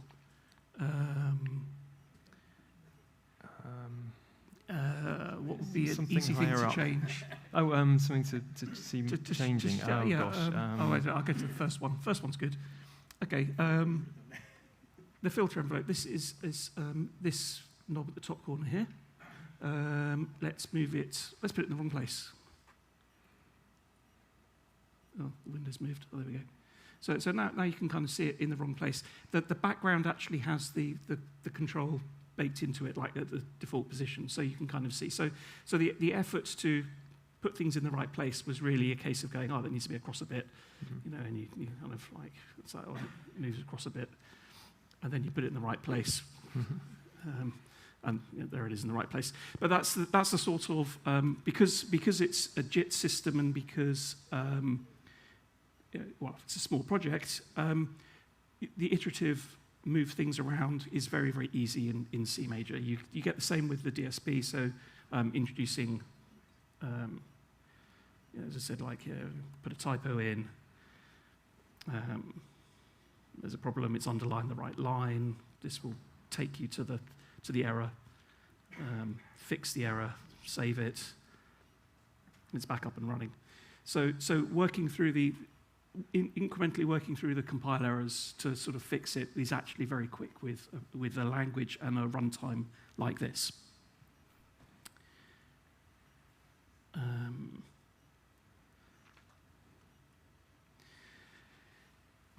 So I just thought we'd mention where we've ended up compared to where we started.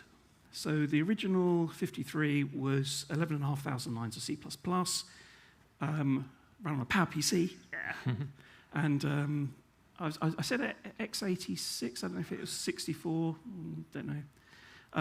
And there was a VST2 and a standalone build for the two. So when we've moved that to C major, we've ended up with just over 2,500 lines of code and 1,000 lines of JavaScript. So we're about a third of the size.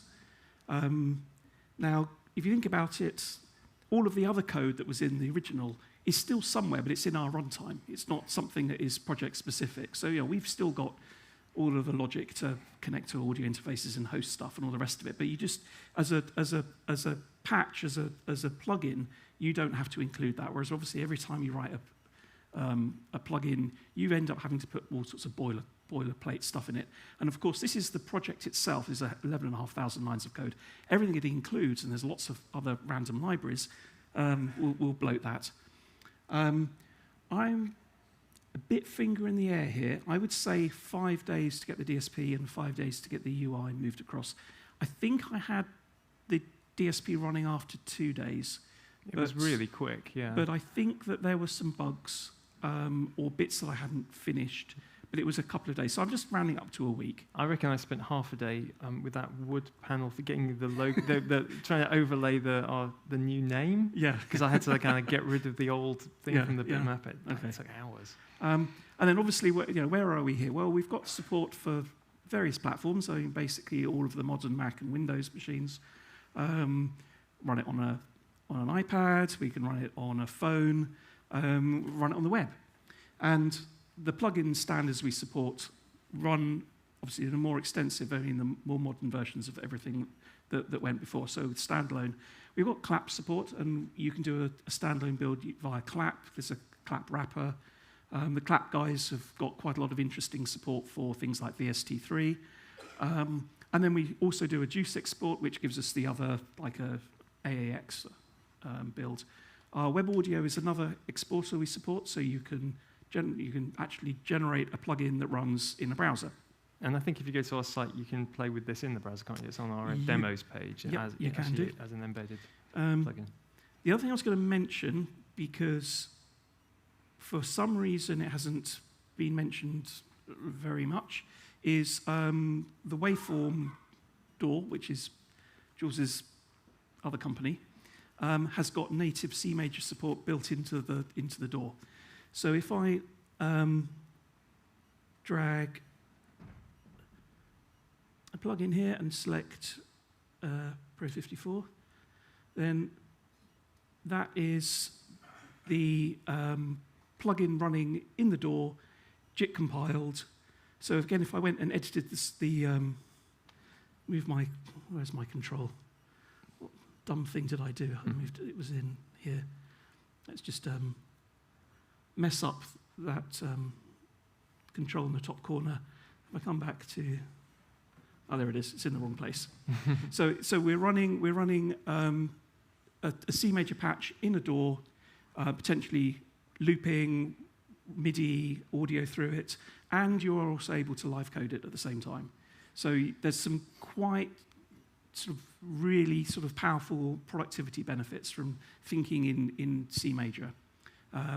So this is the sort of world we're now in. So Pro 54 is actually shipping with waveform. Yeah, we built basically. It's sort of bundled.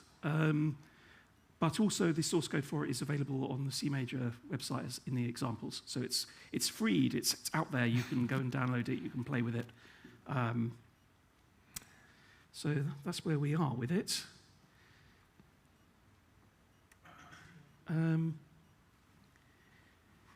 So, trying to come up with some conclusions here. This can be done, this does work. I would say it's fun, and moving an old project to work on new platforms is fun. There we are, think of that, yeah. You can do this multiple different ways. So if you just do this, the approach that we used here, which is just say, this is the shape of the original, I'm not going to refactor it in any way, I'm just going to bodge the code in and sort of like force it through the compiler till it works. You don't end up with any componentization. You don't end up with any sort of reusable components like, oh, there's a nice filter that I could use in another project, stuff like that. So I would suggest that if you were to do something like this, a much more sensible sort of next step is to then tease it apart a little bit and then end up with potentially some pieces of DSP in C major that you can use in other projects.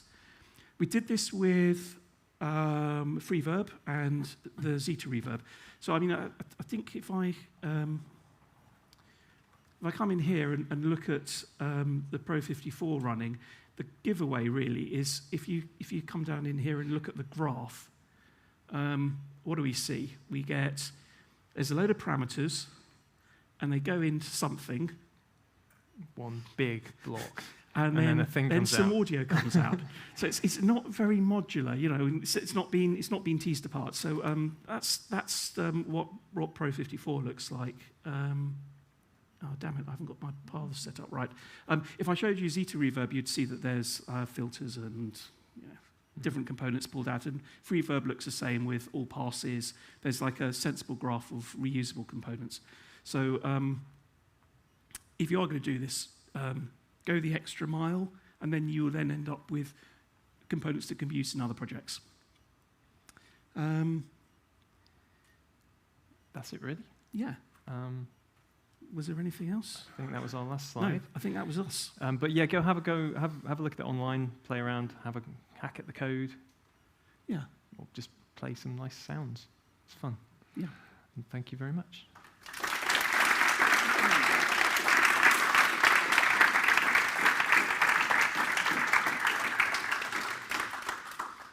Thank you very much for the fascinating talk. Do we have any questions? Oh, okay. Not wanting to go to the pub just yet. Yeah, just a quick question.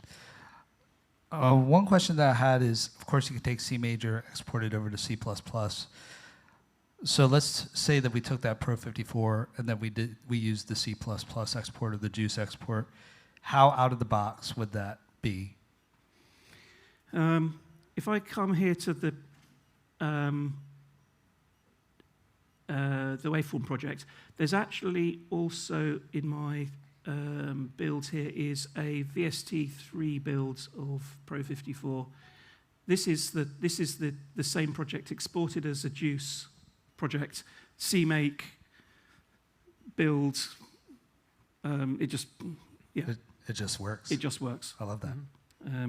So I think, I mean, the performance of the JIT one, which is this built-in one, will be better, or could be better, but generally is, because it knows what the actual machine is. I mean, in the modern world of, you know, ARM Macs, the reality is that the JIT compiler and the sort of offline compiler know what processor you're actually running on your machine. So there's not that much difference in the generated code. Whereas in x64 land, it's a bit different because there's 20-something years of progress. So when you're JITting for an x64 target, it makes quite different like native compiled choices than the offline compiler that's supporting processors from 20 years ago. So you're saying that from a company standpoint, it may be better to use C major as a media language that you could then export if you needed to, or port to other languages, to C++, to JavaScript, or whatever. The reality is that if you're shipping a real product at the moment, you probably want to ship it in all those baked-in native varieties, but it's still quick. It should be still quick to iterate on it live and then do that. It's kind of that's the pitch really for C major. What's the C code look like? Is it maintainable as C++ once you've exported it? No, you wouldn't want to maintain that. Right. You would just regenerate. Yeah. Any more on this side?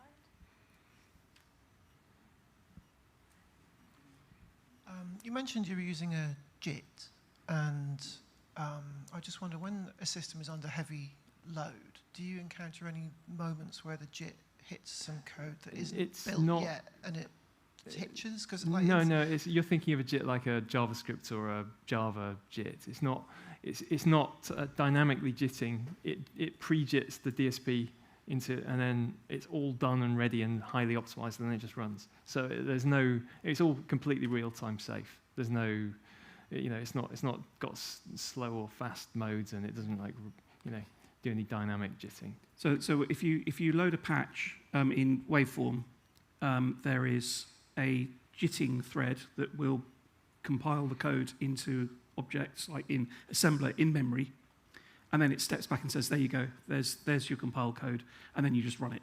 So it's at that point it's like loading a library or something like that. There's no differences there. Yeah. So the performance is good.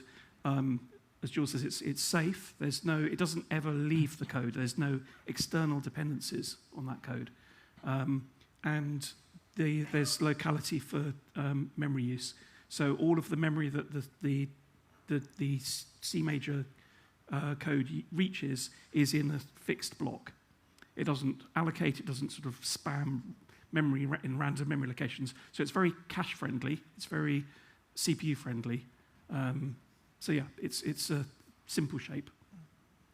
Just as well, you mentioned you were in NI and now you're not. What was the reason for that? We agreed with them to just take this outside the company and to develop it independently.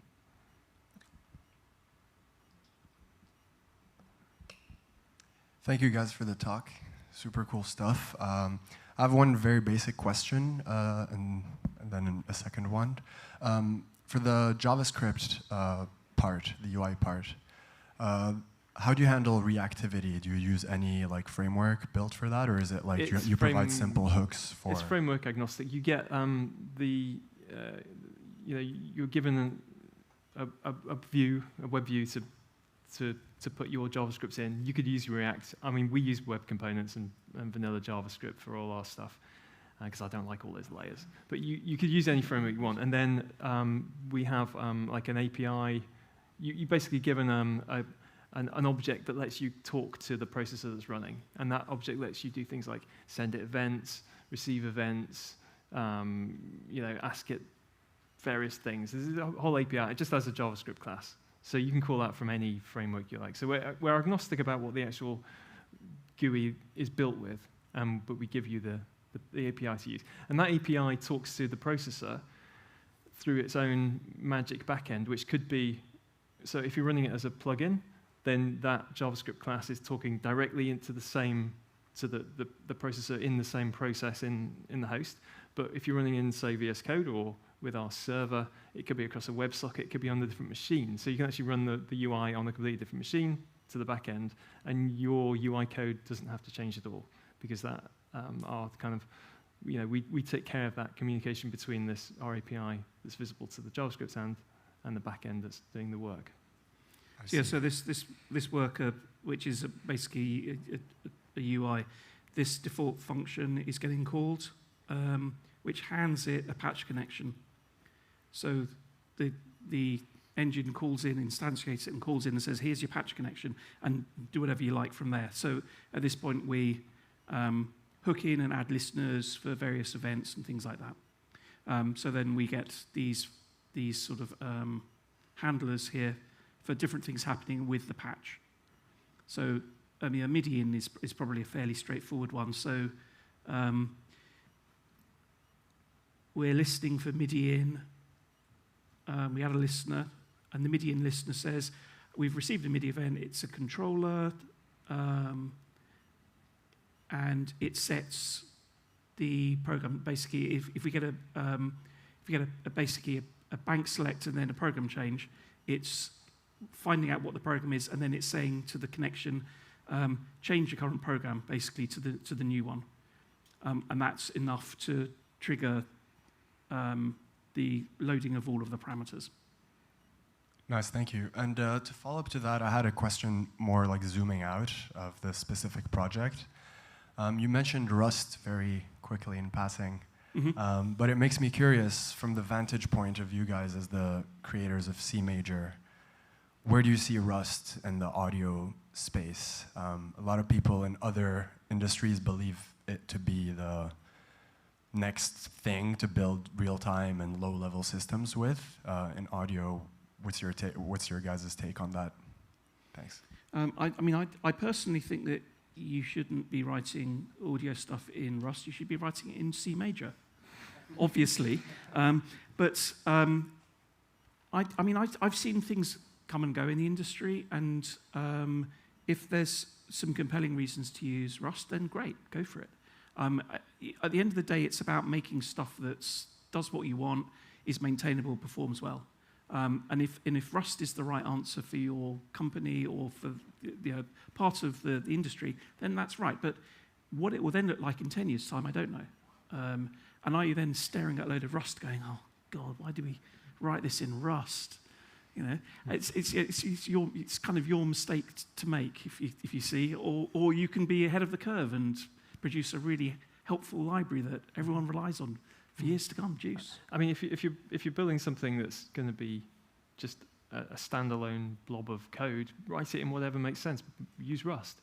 If you're kind of interfacing with all the existing stuff in the audio world, then most of it's going to be C++, and C Major, hopefully. But C++, so it's probably easier just to stick to that. But I don't know. I don't have strong feelings. They're all just native languages. They're all compiled. I think it's only with hindsight that you feel stupid with this sort of stuff, and you will for reasons. And I don't know if I could predict what they would be. I would feel less stupid, but it's just how it is. So, no, it's interesting. Yeah, it'd be interesting to see. I mean, I'd love to add a Rust exporter to C Major, but I'd need to have a reason to. And if a reason came along, I'd write one. Yeah, it's not catching on as quickly as it is in other parts of the but when it does, industry, but maybe it will. When it does, we'll do it. Yeah. We had some questions on this. Oh, sorry, also say, obviously, it's an open source project. If you want to write a Rust exporter, do one, and we can include it. You'll have to write it in C++. But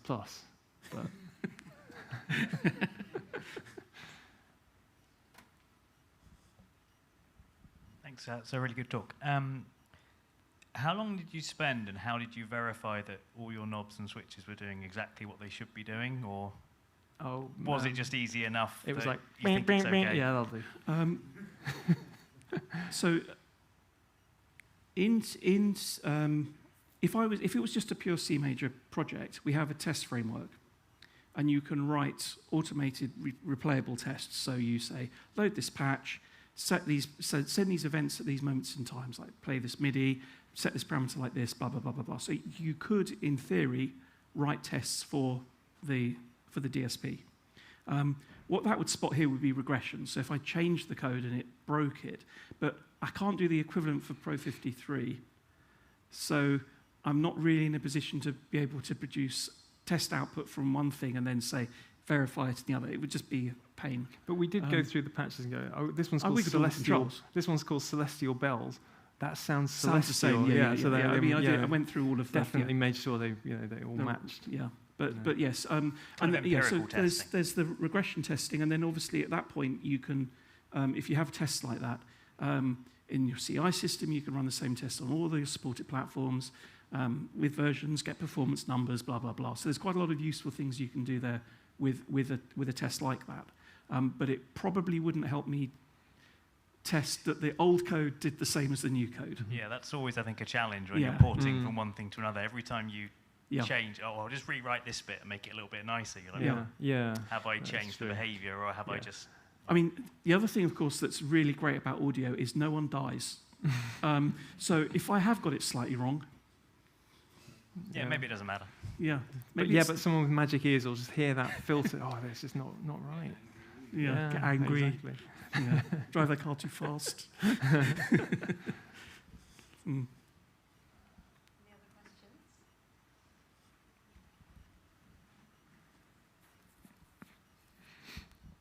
Thank you so much for the talk.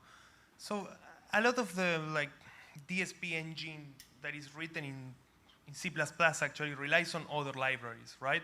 And even on the C++ standard library. So do you have any way of interfacing that engine, like a DSP engine written in C++ with C major, or you have to rewrite everything from scratch on C major? Well, we have our own standard library that does the basics, and we'll keep expanding that. So one thing that's very important here is C major is domain specific. It only does audio. You're not going to write bit twiddling, data handling, WAV file changing logic in C major. That's not its domain. So it's the DSP. It's the real-time bit of a plugin is written in C major. So if you're sort of thinking about the libraries that you pull in, you'll be sitting there thinking, oh, MP3, how do I load that into a memory? It's like that is never going to be in C major. That is not the point, really, of C major. So that's why when we talk about there's always bits around the edge and what's the right shape for them. That's an interesting discussion. But if we then go, so talking specifically about DSP though, yes, we've got a standard library of Butterworth filters and stuff. You don't want everyone to keep rewriting these things. So it isn't huge though. It's the beginning of that library. And if you've got anything that you want to include, Hilbert's. Yeah, do we throw Hilbert in there? Have we got it? We haven't got a Hilbert. I've got a Hilbert. Yeah, you see. I know how to do it now. We, of course, support, I'm fairly certain, complex filtering. I think you can put complex data types through our filters. Mm-hmm. You've got FFTs in there? Yeah. Yeah. They're not hugely performant, but they're not bad. But going back just to answer the question about can you interface to a C++ library? Not a library, no.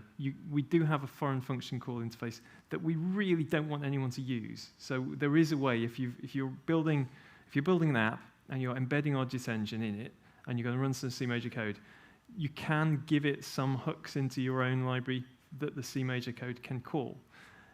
We don't recommend anyone does that because obviously that means that piece of C major code won't run on anything else. You can't, if you've got the library in your app, then that C major code isn't going to run in the browser, it's not going to run on other platforms, it's not going to run in the normal JIT engine, so you're kind of missing the point.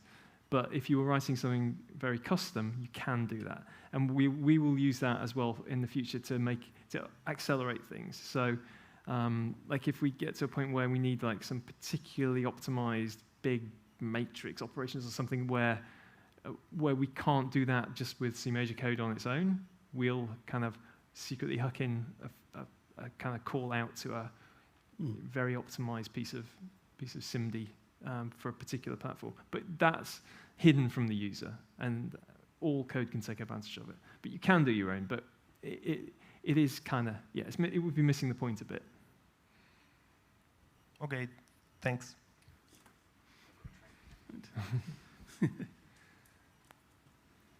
Okay. We all done for questions? Oh. Where's the We're pub? out of time. Yeah, Where's the pub? Yeah. We're at the pub. Oh God, it's nearly 9 o'clock. And find us. Any more questions? Come find us. Yeah, I got bad news and good news. The good news is that Jules and Ches will be at the Red Lion for the pub and drinks after, which is if you go outside of Cone Node, take a left, it'll be on your right-hand side. So any other questions, please feel free to ask Jules and Ches. They'd love to talk to you about C major. Please give it up for Jules and Ches. Right. So we got some prizes to announce for Sea Lion. So Ches, if you could just take that laptop off there. I'll just pop it on here. So I've taken the very scientific route of picking these prize winners randomly from a random number generator. So I'm just going to do this live here right now. And you have to be here to get the prize. So, okay, so what I'm going to do is I'm just going to generate a number between 1 and 142. So we got 113. So I'm just going to go through these and hopefully you're here to accept your prize. So the first person, I'll give you about 5 seconds to identify that you're here. So first prize is 114, who is Remy Fallowo. Remy Fallowo, are you here? 1, 2, 3, 4, 5. All right. Remy's. All right, let's try again. 28. Hopefully somebody's here. Astrid Park. Astrid Park. Okay, no Astrid Park. This is funny. Okay, 43. Oh my goodness, this is so funny. Rhiannon Bankston Thomas. Woo! You are a new winner of a personal Sea Lion license for 1 year. All right, so she's been taking Python lessons, so now you're going to have to learn some C++. And what's awesome about Sea Lion is it actually has a great AI that can help you learn it. So, okay, so Rhiannon, and then 127. Nice round number. Okay, I know him and he's not here.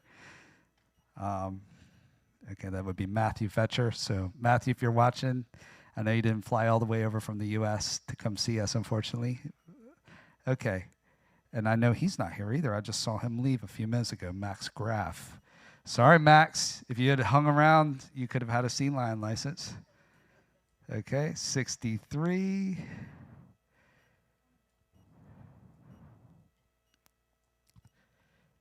Okay, Gabrielle Pereira. Gabrielle Pereira. Anybody? Wow. Oh my goodness. Okay, 89. I know, I need a new scheme, which is a random generator from the people that actually came. Jose Papa. Jose Papa. ¿Qué pasa, Jose Papa? I know.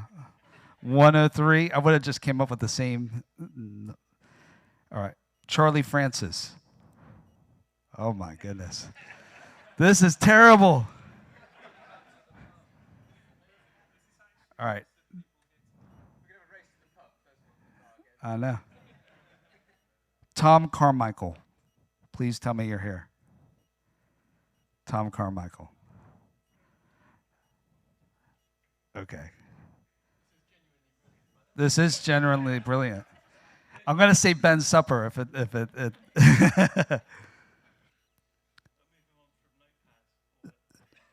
Simon Fay. Simon Fay, right in the back. Woo! All right, Simon. Congratulations. You're the brand new winner of a Sea Lion license for 1 year. All right. give it up for yourselves. Thank you to everybody that came out. And please give it up for the speakers, Jules, Cesare,